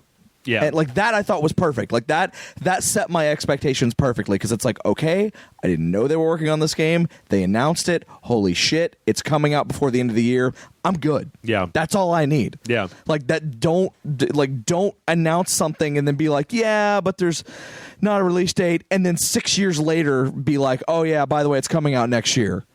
Yeah, I actually read an article with somebody talking about Last Guardian where it's like, so I think that Final Fantasy 15 may end up, and we'll see, but I think that Final Fantasy 15 may end up falling into the category of the game is fine, but people's expectations are so high that there's no way that it could meet it. Yeah. But I've actually read some people doing preview stuff for The Last Guardian who say The Last Guardian feels like an outdated game. It feels like a mid PlayStation 3 game. Just clunky, just kind of clunky with interface and controls. No, I've heard that too. So I think that, but I don't know. Also, in the case of Final Fantasy 15 is such a weird case though because they did what they were supposed to do. Well, Square puts out trailers for Final Fantasies way before they. I mean, shit, they put out a trailer for Final Fantasy 7 remake and. Oh yeah, I don't even think they're working on that right, or they've got a small team working on it. Yeah. But definitely not like. Because it's episodic now, right? But yeah, it's like they showed a trailer for that, and it's like they're like, when is it coming out? Probably not for 6 years. Yeah. Like they even said that they're like, not anytime soon. Why did you fucking release a trailer then? Mm-hmm. Oh, Metal Gear used to do that shit all the time. They put out a trailer for Metal Gear, and it'd take them 2 years to put out the game after that. But with Final Fantasy 15, it's a weird thing because I feel like they did their normal trailer business with that game, but it was supposed to. But then it had a troubled development, and it went back into yeah. No, that game just times. had problems. Like, it even switched directors. Yep. They scrapped the entire game, rebuilt it from the ground up. Yep. You know, like, there's just a whole bunch of stuff that was going on with that is why it took so long to come out. I think that I also think that Final Fantasy. I kind of have a little bit of sympathy for Square Enix, and especially for the Final Fantasy franchise, because I feel like people have such a nostalgia boner for like 7 and some of those old ones. The franchise has been going on for so long that I feel like just about everybody listening to this show played their first Final Fantasy game at some point when they were younger and they didn't have all the jaded gamer shit on top of them. Yeah. And they were like, oh my God, this is incredible. I've never played a game like this before. The story's great and the music's great and the art is wonderful and blah, blah, blah, blah. And then as time goes on, nothing is able to live up to that first hit of Final Fantasy that you got way back in the old days. Whether it was 7 if you're a little bit younger, or if you're like me, if talk about like 1 and what was 2 and 3, what ended up being 4 and 5 and 7, 4 and 7. I don't know. But there is no way to put the genie back in the bottle once you've hyped people up. Oh no, there's not. I don't know. You could run commercials talking about how shitty Final Fantasy 15 is before it comes out. Like Square Enix commercials, like, no, calm down. It's not that good. It's not that good. You should still buy it, but it's not quite as good as you think it is. But there's actually some. And then I also wonder, you know, something that actually kind of makes me wonder is that, like, for example, Shenmue. Mm-hmm. You know, there was the Kickstarter that got everyone all super fucking hyped. Oh yeah, they've been radio silent. Yep. Since they've been working on the game. We don't know. We haven't seen anything. I mean, probably some of the Kickstarter backers have. I don't know. I didn't back it. But it's just one of those things where, like, I'm pretty sure there are people who are like, Shenmue 3 is going to be the greatest fucking game ever in the history of anything. It's going to be great. It's going to be so good. But, like, they're radio silent right now. Yep. And it goes to a thing that I feel like where the more trailers that you put out, the longer your development is and the more trailers you put out, the better your fucking game better be when it comes out. That if you, I mean, we just talked, what has it been, 2-3 weeks ago about the Red Dead trailer? Yeah. And it's like, if you look at Rockstar, they put out about 3, maybe 4 trailers for their games. And in a lot of ways, like GTA 5 was, they had the same kind of trailer as the one that we just saw, the kind of field trailer almost, right? Yeah. They had the same thing for GTA 4. They had the same thing for, I believe, Red Dead. Then they'll have a second trailer that comes out that was the Skeletons trailer for 5 that was much flashier, that starts to show you some story. And then they'll probably have, I think that in 5 they might have had 1 or 2 more. They might have had 1 more story trailer, and they might have one for like online, and then the game was out. Like they didn't. Yeah, and I mean, if you look at even the original Red Dead, I mean, you had those same trailers, but then like as it got closer, then they started doing the almost documentary style, like what you're going to find in the games, Sure, yeah. like trying to explain how the world works in the game and why it's revolutionary, which is always fucking great. You know, I love those. L.A. Noire did that too, but I feel like they went a little bit overboard. They did go a little bit overboard with those. Like 6 featurettes or something like that about how to play the game. Just let me play the game. All right, this next one comes in from Anthony. Anthony says, Dear Jeff and John, Tony here with a question for both. Sorry, I didn't mean to call you Anthony, Tony. I just finished Joe Haldeman's The Forever War, and I really loved the book. One of the things that drew me to it was the plot device of time dilation. Ever since Interstellar, my interest in space-time and general relativity has gone up from when I was younger, even though I'll never understand the complexity of either. My question is, are there any games, movies, or books that have used real science done the same for you? Something that just hooked you by the old brain and had you jumping through rabbit holes of Wikipedia just wanting to understand. Thanks for all the entertainment, Tony. And Tony gives me like his, pretty sure that's his full-on like military address, or maybe not. I don't know. Anyway, so something that like maybe like a science thing or like a tech thing or even maybe like a spiritual thing where you watched a movie or you played a game and it was so interesting that it kind of threw you down the rabbit hole of looking for more information about the same topic. I mean, when I was a kid, I mean, like really young, and mind you, this was already an old movie by the time I was a kid, so it's not like it was like I'm not that old. I think it came out. I mean, I know it came out before I was born, but 2001, Space Odyssey. Like I remember watching that movie and being like, this is a boring movie, but this is really fucking fascinating. And then reading the book and then being like, oh man, I need to know more about space. And then just going on this huge space kick, because of 2001. And then also like want to know about more artificial intelligence stuff and stuff like that. Like, I mean, kind of like when I was really young, that was kind of a thing for me. Okay, but there've been a few. I feel like Neil Stephenson's books do that a lot for me, especially stuff like Cryptonomicon, where I don't know. Do you ever read outside of like Snow Crash and Not really. Zodiac, any of those? He like Cryptonomicon is this big fucking fat huge book, and it's like a cross section of like cryptography and World War II and computer programming and stuff like that. And I had to start it twice or three times before I was able to actually finally got its hooks into me. But he always leaves me with interesting side plots. And I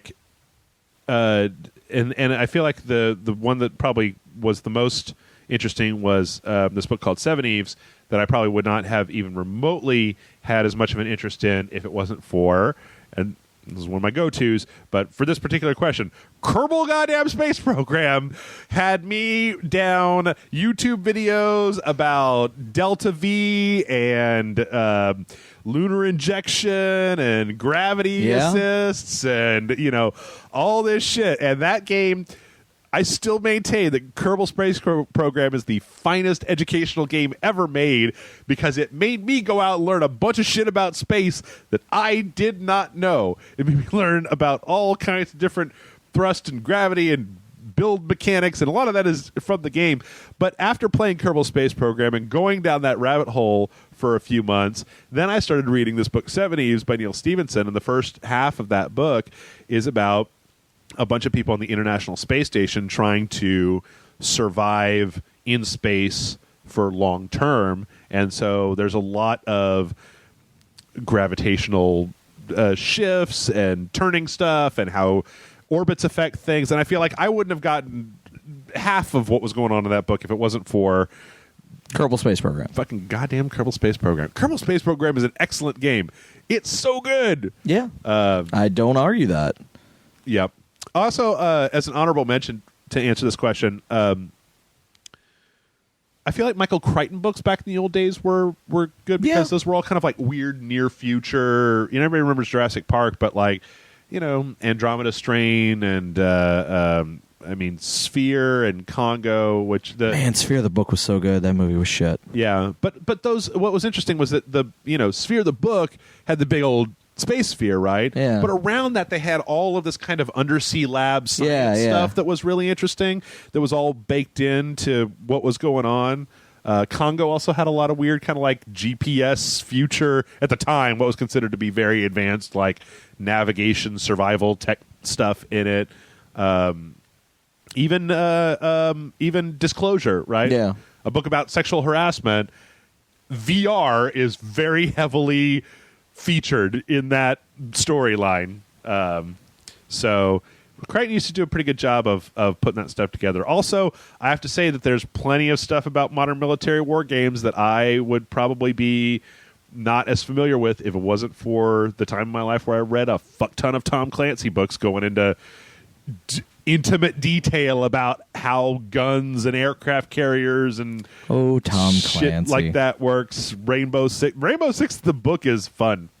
It is kind of funny though that I forget that Rainbow Six has gone on for so long, that in Rainbow Six the book, the final thing that they do is go shoot a bunch of hippies who are trying to create this virus to destroy mankind because they think the world should be reverted back to nature. And so the Rainbow team, Ding Chavez and company, have to bust in. And that's actually the last level in the Rainbow Six, the first game, was you had to go into this whole biolab and shoot a bunch of hippies with machine guns. All right, our next question comes in from Simon. Simon says, "Hello, Jeff, and the ever-amazing co-host, John. I am pretty amazing. I was re-listening to some older podcast episodes to help pass the time at work, and a discussion on the Assassin's Creed series got me thinking. I say I am a fan of Assassin's Creed, and yet the last one that I was happy to buy was Brotherhood. And after that, I felt like it slowly and then quickly became meh. Writing this, I realize I feel the same way for Final Fantasy. Love it in theory, no joy for the recent entries. Last one that I adored was 9. So what series do you declare yourself being a fan of, despite not really enjoying any entries for a while? And do you know what changed either in you or in the games to make that happen? On a lighter note, do you have hope that your love for it will return? Sorry for the longest question. Loved you guys from before Jeff joined the loading bar. I don't know who he's talking about. You and me. And anyway. Since before he was fans of us before you joined the loading bar. Before I was even in the loading bar. So, he was fans of us. Okay, that's a little creepy, Simon. You need to not stand outside my window so often. And you are only one of a handful of sources of entertainment never to have disappointed in quality of content. So thank you for everything, Simon. I think that's so high. That's such high praise, Simon, that you've been entertained by all of us ranting for years and years. So all right, let's think. What series do you think of anything that you think pop out in your head? I mean, Assassin's Creed's a good example of that. It's a really good example. You know what? I'm gonna. It's not as harsh as what they're saying, but ever since Uncharted 2, Uncharted 3 and 4 have kind of ratcheted down a little bit for me each time. Not to say they're bad games, not even a little bit, but I don't feel like they ever, like they were kind of just doing the same thing again and again, and it was less oomph-y every time they did it. Yeah. I'm trying to think what's a big franchise that I'm a fan of. Like, I love Dead Space, and despite its flaws with 3, I really like Dead Space 3, and I really want a Dead Space 4, which will probably never happen. Resident Evil's been really inconsistent. Yeah, I would say Resident Evil was the other franchise that came to mind, and it's not that the games were bad, it's that I feel like the franchise had a bit of a identity crisis in that they wanted to make the games more action oriented, but at the same time they wanted to keep the feel of the original, and they never really could find that right balance. Like 4 was the last time they got the balance right, but even 4 is a little bit more action oriented than I probably would have than 1, 2, or 3, and I probably would have wanted. Yeah. But I don't know. I'm kind of excited for Resident Evil 7, like we talked about earlier. But I mean, once you have Chris Redfield shoulder checking a giant boulder in a video game, he fights fucking Tyrannosaurus Wesker on top of a volcano. Yeah. Well, I'm just saying, once he shoulder checks a giant fucking boulder, your horror game has gone too far into the other realm.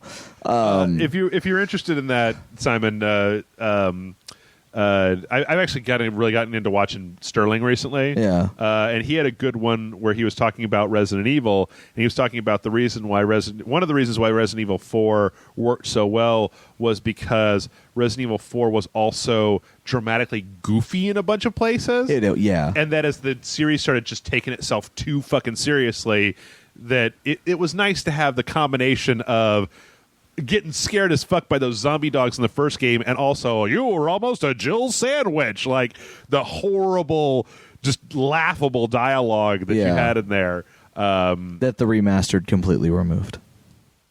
I thought they re-recorded it. The remastered? No, they removed like those types of lines of dialogue, or you were almost there is no you were almost a Jill sandwich in the remastered. Really? I thought we played that. I mean, I know I played it with Sarah, and I feel like I thought that we got to Jill Sandwich. No. Did they take Jill Sandwich out? Yeah. I don't know. You know what? Maybe that's what we need to. You and I need to kickstart ourselves. We'll make a nice Unity horror game, but we'll record all the lines real shittily. It's like make a really good horror game with really shitty voice acting. Yeah, that's because that's what everyone wants. That's what everybody wants. Yeah, out of their video games. Hey, it's a classic. It's a throwback. I don't know. Was anything else coming to mind for you? I'm trying to think. Like I said, Resident Evil was a big one. Call of Duty's in that category for me. Call of Duty's real up and down. They're really inconsistent. But like I'm trying to think of like franchises that I'm like, oh man, I am a huge franchise, fan of that franchise. Mm-hmm. I'm trying to think. It's like franchises that I've always been like, man, I'm a fan of that. It's like, no, it's like Dead Rising has been pretty consistent. I feel Dead Rising has gotten better with each installment. I agree. No, I agree. think that Dead Rising 4 has the potential, depending on how kind of greedy Capcom is, to maybe be a step back. But mostly I say that because I really don't like the way that they prettied up Frank. Like, I liked it better when Frank was a fucking monster. Yeah. Looked like a goddamn garbage monster. But yeah, I'm trying to think of like what other franchises have I been like, oh man, this is like my franchise.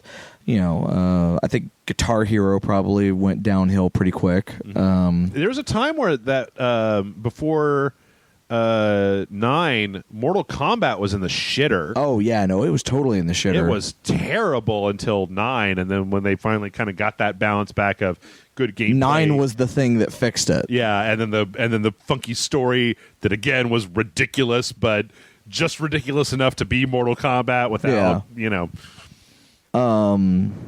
Yeah. Okay.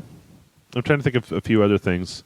Other things that may have gone on that long that I kind of lost interest in after a while.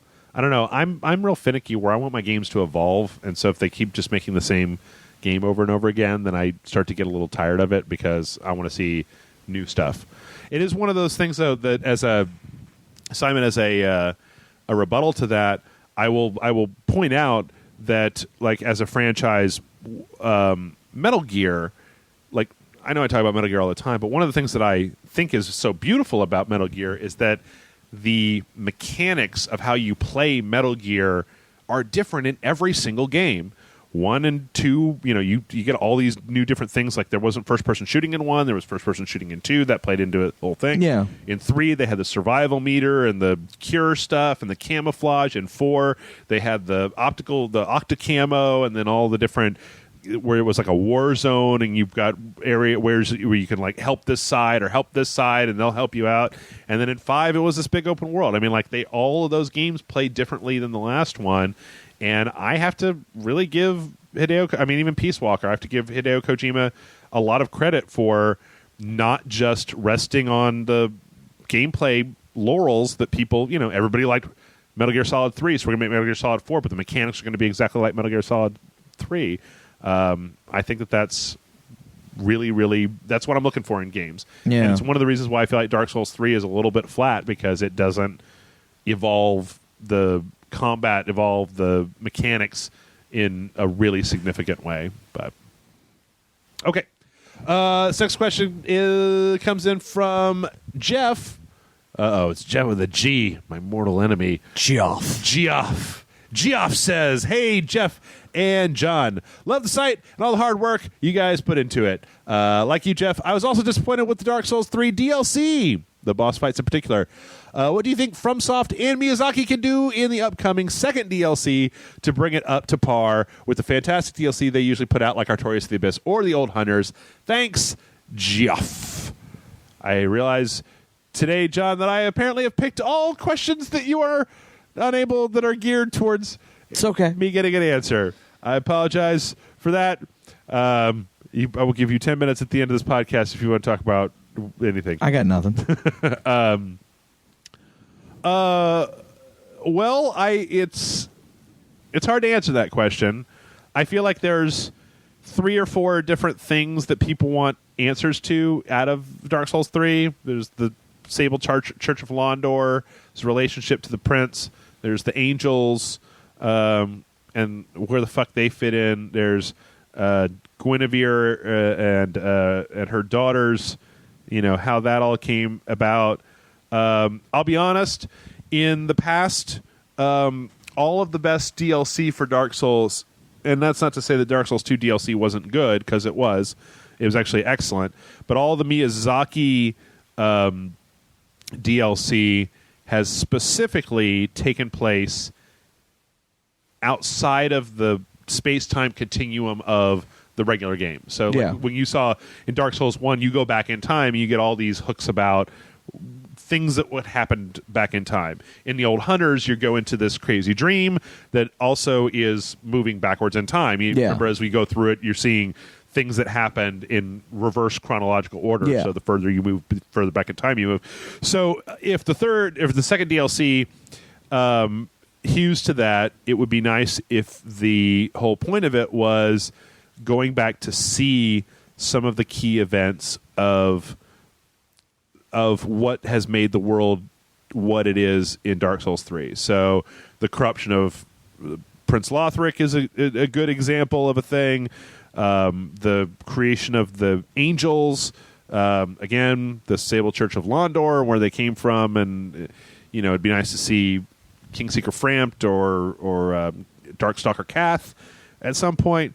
And I think that's actually pretty accurate. I mean, as far as like what Miyazaki does, because I mean, I've even read interviews where he's even said that when it comes to DLC, he likes, you bought a game. Yeah. You've got everything that's in that game. Like, right. He doesn't want you to have to buy something to get the rest of the story. He wants you to get something to buy something to get an extra story that takes place in the universe, sure, but that doesn't impact the game that you played outside of maybe providing you a few little tidbits here and there. Yeah.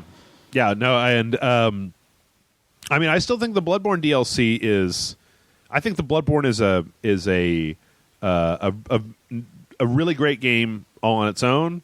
I think the DLC just adds like a lot of additional, like really rounds it out. But I think Artorias of the Abyss was actually cut content from the original Dark Souls, where they wanted it to be in the game. There's a lot of stuff in Dark Souls 1 that's got cut content. Like you and I just got to the Izalith, right? And on the Patreon video. Yeah, on the Patreon videos. And I feel like reading somewhere that there's a reason why a lot of those levels feel like very empty and copy and paste, and it's because they were starting to get down to the wire and they had to finish this area. And it's generally considered to be one of the weakest areas in the game because it's a lot of the same enemy over and over and over again. There's not a lot of environmental storytelling there the way that there is in the forest. Yeah. Or, the Duke's Archives, right, is all full of story of Seath the Scaleless and his garbage.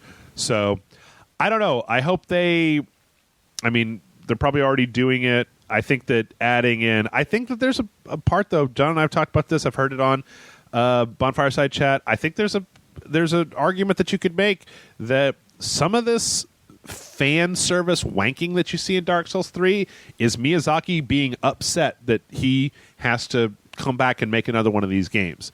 That he made Dark Souls, he made Demon Souls, then he made Dark Souls, and you can make an argument why Demon Souls is a dry run for Dark Souls. It's got a lot of similar areas. I mean, it still stands on its own 2 feet, but Dark Souls, I feel like, really owes a lot to Demon Souls. Then he handed the reins off to somebody he trusted and went and made Bloodborne. Like, he didn't want to make Dark Souls 2. Yeah. And I feel like there's some of Dark Souls 3 that may very well be like a, just him back making this game, and he's like, I didn't want to make more of these. And that may be one of the reasons that it feels bereft of some ideas, is that he was like, I told the story I wanted to tell in Dark Souls 1. I want to let other people tell their story in Dark Souls 2 and onward, and then I went over here to Bloodborne because the core story of Bloodborne and the core story of Dark Souls 1 are different. They're not just the same thing over and over again. The world of Bloodborne is so different than the world of Dark Souls that you can see him really get a chance to creatively express himself.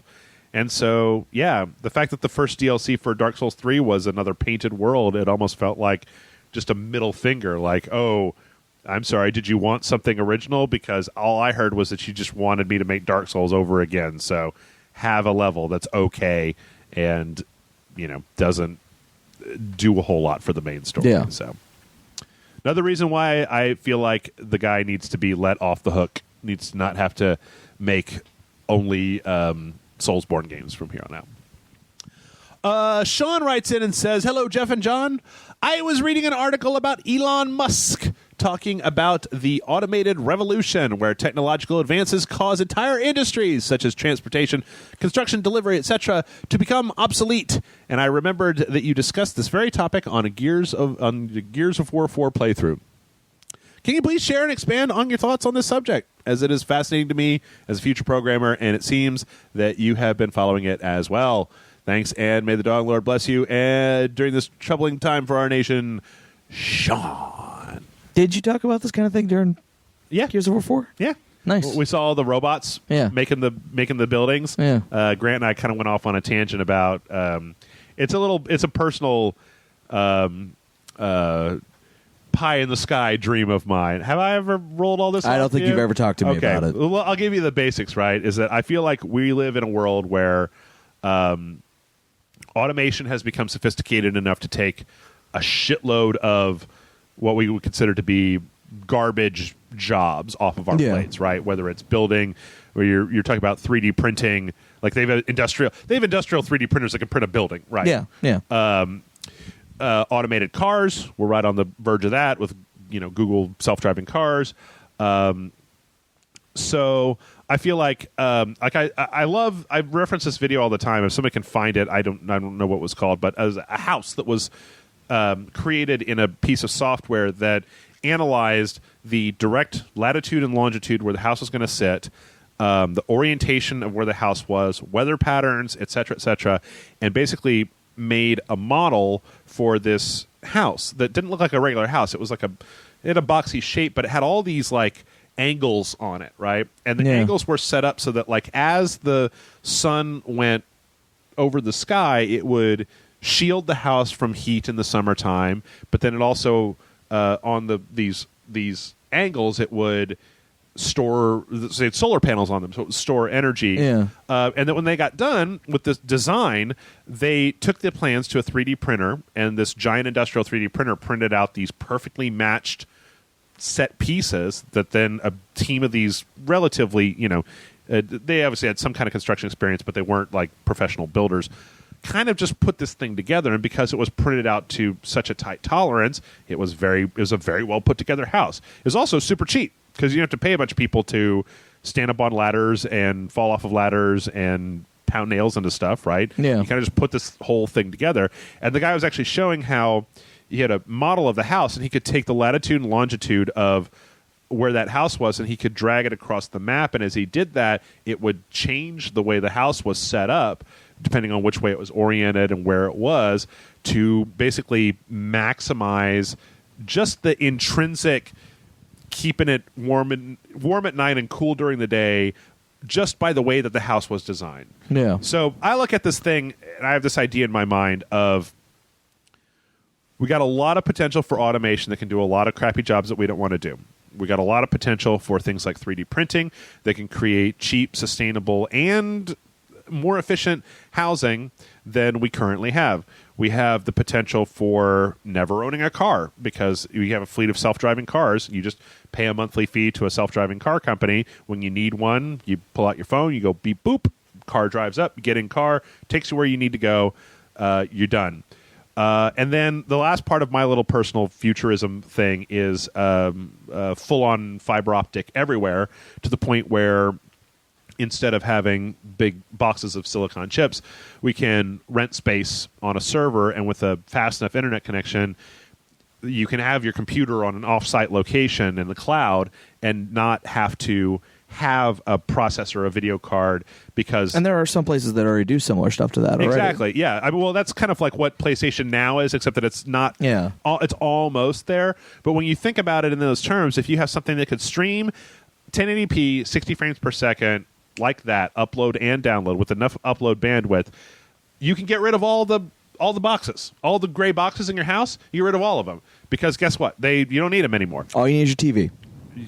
Okay, maybe you streaming through a headset that's hooked up to your cell phone, where you do the Gear VR, and you just put your cell phone into a headset and use the front-facing camera to see where your hands are. You have a little virtual desktop setup. So what all this means to me, John, is this. The fiber optic thing combined with the technology for streaming stuff means that your TV, your video game console, your computer, all this stuff doesn't have to be in your house anymore. That by having a device the size of a phone or an iPad with a fast enough thing, you can take your entire digital technology life anywhere that you want to go. By not having to own a car, that means that, first off, the entirety of everything that we've done changes because you don't need to have a driveway anymore. That's more real estate space for you. You don't have to have a driveway to keep a car in. We don't need stoplights. We don't have to build roads around that. Gridlock can disappear. I could go, my friend lives in Colorado. I could get in a car that drives itself and just go to sleep and wake up tomorrow, go visit my friend in Colorado. And then the car drives off and does its own thing. It unlocks us in a way, and by having a fast enough thing, it's like I don't have to be here at my house to have access to my computer. It's all on my phone. It's all portable. It's mobile. I take it with me. And then you start looking into things where 3D printing, if it was cheap enough, you could build your own whatever.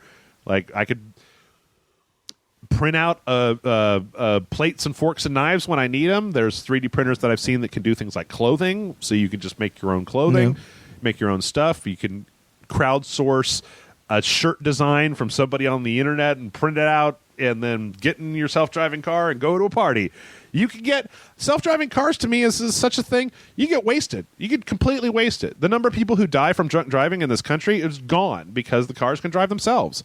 The number of just straight up road fatalities is gone because the cars will be networked, and you might have an error here or there. There'd definitely be some stuff, but I think I would trust a car to drive me around much more than I would trust that guy who's tailgating me with his fucking brights on, who's got some kind of hard on because I'm only going 37 in a 35 zone in my neighborhood, right? Yeah. So you put all that together. Cheap housing, cheap clothing, cheap food is a problem, but cheap technology because you don't have to actually manufacture the shit anymore. The phone doesn't have to be anything except a way to stream to an output server. Cheap transportation. And when you look at all that stuff and you put it all together, what you end up with is fucking Starfleet, bro. Because that's the problem, is that you start to get to a point where you're just going to have to pay people to stay home. You have to pay people a living wage because they're people and because they deserve it, especially if we're going to stick with the consumer-driven economy that we have right now. Yeah. People need money to buy things, right?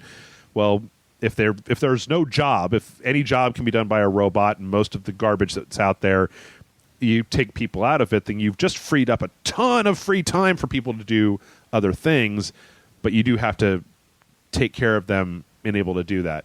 And all of that technology could be done in 10 years, but there's just a lot of roadblocks because people don't want to do it. Yeah.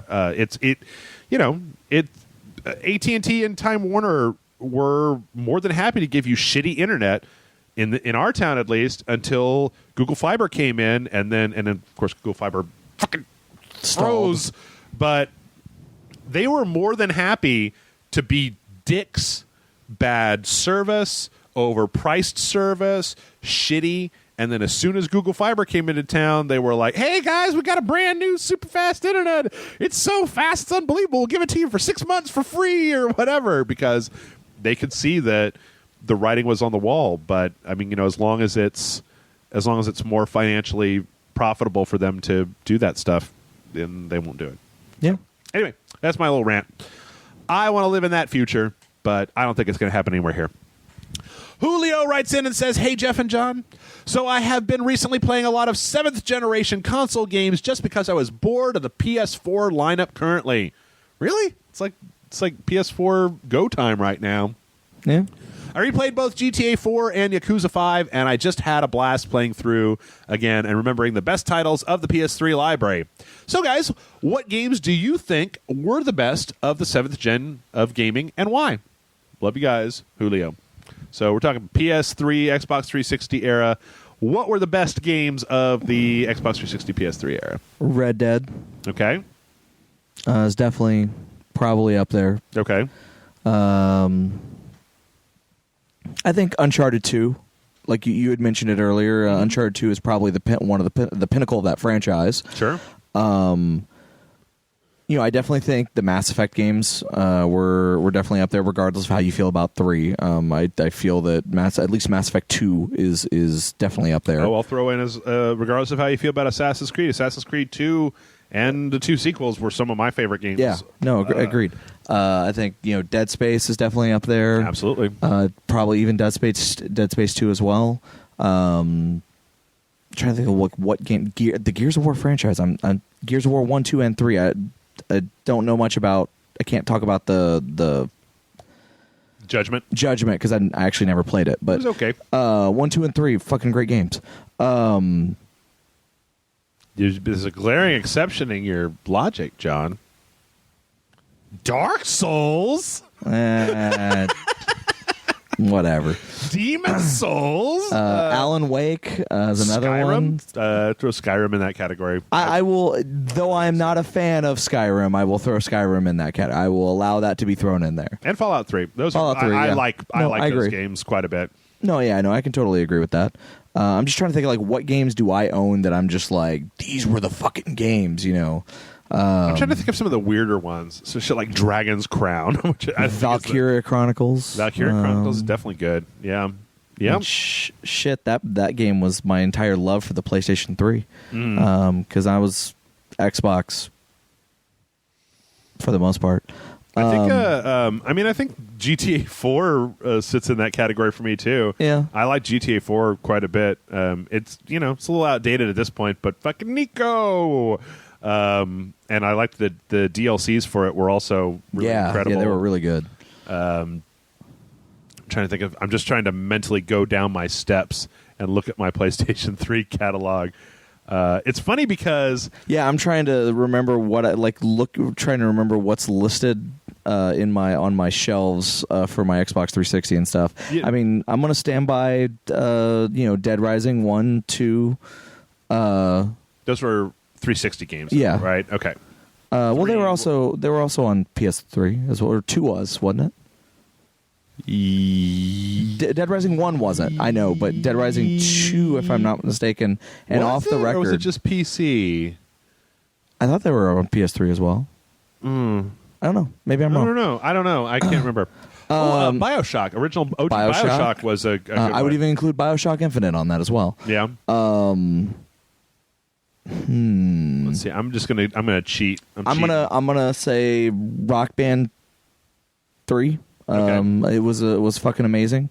Okay, so here's top Metacritic PlayStation 3s of all time. Okay. Grand Theft Auto 4, Grand Theft Auto 5, Uncharted 2, Batman Arkham City. I actually would put Arkham Asylum over Arkham City. Yeah, no, same here. Great game. The Last of Us was definitely good. There's Red Dead Redemption. Portal 2 was technically a PlayStation Little 3, Big Planet. Seventh generation game, yeah. I forgot that Modern Warfare was the first one on... Was that the first one where they switched over? Was 3 on the PlayStation? I don't remember. 2? Mass Effect, Street Fighter. Now, see, that's funny because they've got Metal Gear Solid 4 in there, and I was actually thinking, I think that the 7th generation only had Metal Gear Solid 4. I mean, it had the HD remakes of 1 or 2, 3, and Peace Walker, but Metal Gear Solid 4 is one of the weaker Metal Gear games. Yeah. So I don't think I would put that far up there. This one has God of War 3, but I don't think God of War 3 is as good as God of War 1 and 2. No, I don't either. I wouldn't put that on there. You said it before. I'll say it again. But all the rock bands came into their own on the. Yeah. What was that? That was PlayStation 3, right? Or that was the 7th generation, right? Yeah. Because Guitar Hero came out in the PS generation, and then Rock Band was because. Oh my God! I cannot tell you just the number of. I mean, because Guitar Hero 2 was the first 7th generation. Which that wasn't PS2. I mean, it was on PS2, but they released they re-released it for PS3 and Xbox 360. Okay, fair enough. Dark Souls 2. Just looking at stuff that's not an HD remake. I should have the Xbox 360 one up here. Was there what Halos were on the 360? Was that 4? Halo 3. 3? It's 3 and 4. 4 and Reach and ODST. Yeah. Wait, was 4? 4 was on the 360, right? Yeah. No. No. Yes, it was. It was one of the last 360. Because 5 was the one. Wait, did 5 come out already? Yeah, no, because the Halo collection included 4. Okay, gotcha. Yep. Yeah. Dishonored, Beatles Rock Band. And you see a lot of. It's funny when looking through this is just like all PlayStation 3 games on Metacritic sorted by all time. And it's funny because you're just like Rock Band 2, and then like 4 things down, it's like Rock Band 3, and then there's like Lego Rock 2, Band, The Orange Box, Beatles Rock Band. Yeah, Burnout Paradise. Yeah. Yeah. I think that's enough. Bionic Commando Rearmed. Oh man, that game is so fucking good. I love Bionic Commando Rearmed, and I think it's so Shadow Complex. great that I haven't listened to the soundtrack for that in a long time. We even haven't had a soundtrack question in a while. Bionic Commando. Did you ever play Bionic Commando Rearmed 2? No. Where you could jump, and the character had like a giant mustache. Like Yeah, no, I never played it. It's great. It's great. All right. Oh, DJ Hero. Yeah, DJ Hero was pretty good. Yep. Anywho, let us finish up with one last question. It's a nice little holiday question. Our fan, Detective FDRRR, writes in and says, "Hey guys, I could use some ideas for the holidays. So what are some of the favorite things to do with friends, family, or just on your own when it's a special time of year? Thank you for all that you do, and keep it classy. Your fan, Detective FDRRR." See, I'm the wrong person to ask for that because, like, my idea of a good holiday is, like, staying home and watching something. Like Thanksgiving, it's the MST3K Turkey Day Marathon that Shout Factory does every year now.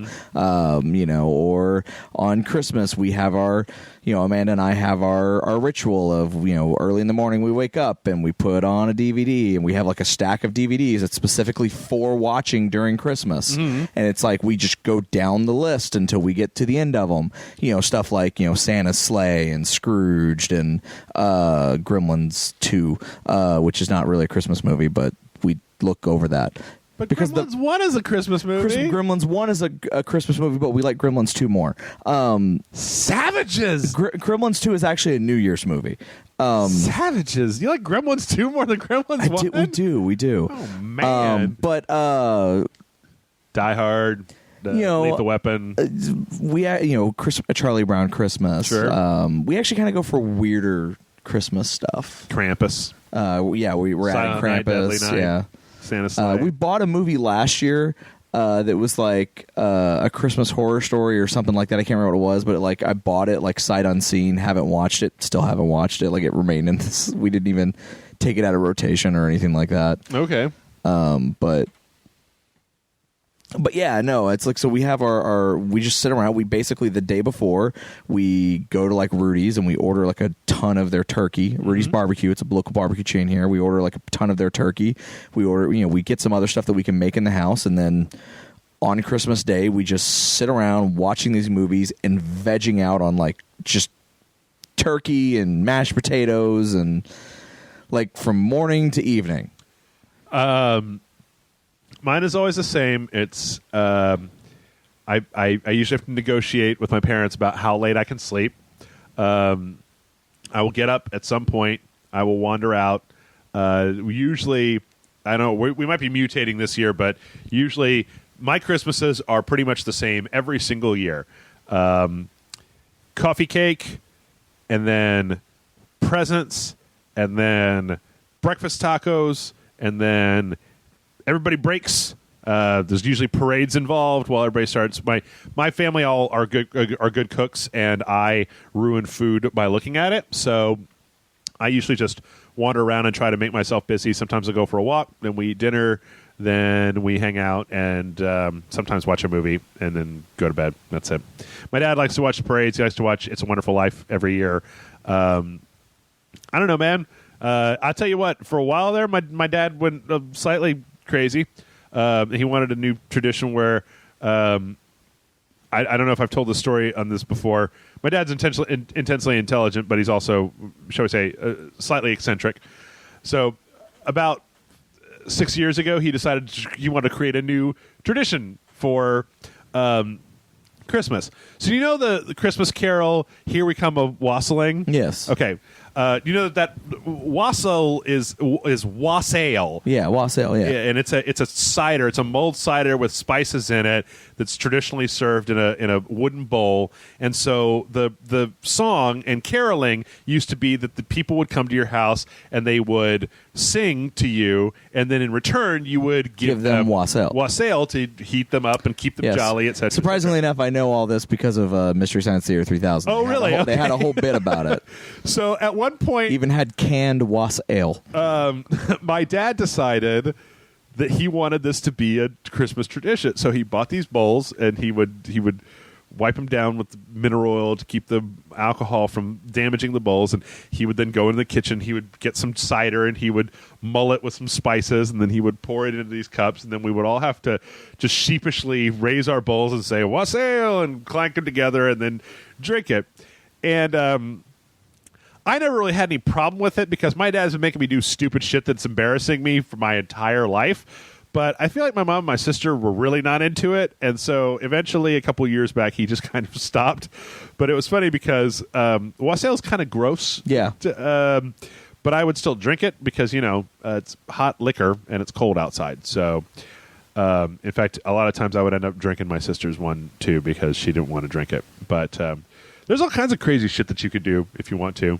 It depends on whether or not. I guess it kind of depends on Detective FDRR about whether you're going you talking about a solo Christmas or like Christmas with other people. Yeah, I mean, are you talking about like what can I do with family or what can I do like to leave? Like, I mean, usually I know like in Austin, for example, like we have the Festival of Lights and things like that. So you can go to like, which is basically this area of Austin where they just have like tons of lights. Trail lights thing, whatever. Park, yeah. And they just have all these lights everywhere, and it's really beautiful and really nice at night. And it's usually super packed because everyone's taking their family to go, during the holidays. Different towns do different things. Yep. So, I mean, I'm sure there's something.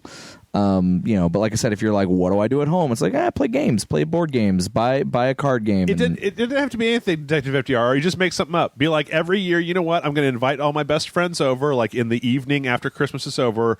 We're going to go somewhere. We're going to drink beer. We're going to eat Twinkies. We're going to watch Die Hard, right? Like, that's our... And once a year, I just want to make sure that I see all my friends. We're all going to just hang out and watch Die Hard, and then everybody can go home, right? All you got to do is do it, and then... guilt trip your friends into doing it multiple times and be like, I bought a 12-pack. Yeah, like I said, my big things are Thanksgiving, watch the Turkey Day Marathon of MST3K, because that's what I used to do back in the day, and that's now that the Shout Factory streams it online for free. It's like, oh, shit. I was actually excited because they actually announced that they're doing it this year and what they're showing, apparently. So a little while back, they actually had like a thing where fans voted on actually organized all of the episodes of MS3K and from best to worst. Okay. So they're going to show the six number one or the top six. What are they? Episodes. Was that Manos? Well, they haven't said what episodes they are, but okay. you're going to essentially find out. And then in between episodes, there's going to be like host segments with Joel and the new host. Okay. Has that thing come out yet? January. Comes out in January. I'll be interested. They filmed it all. They're all in post-production now. Like, it's all done filming. Like, they filmed everything over the course of a week. Okay. Cool. So... and that is our podcast for the week. We're done. Yeah. Questions done. mail@rageslite.com is the email address. You could send in questions. You could tell me anything you want. We need questions to answer every week, so get your questions in. And with that, do you want to go wassailing, John? No. You sure? I don't want any wassail. You want to watch Die Hard? No.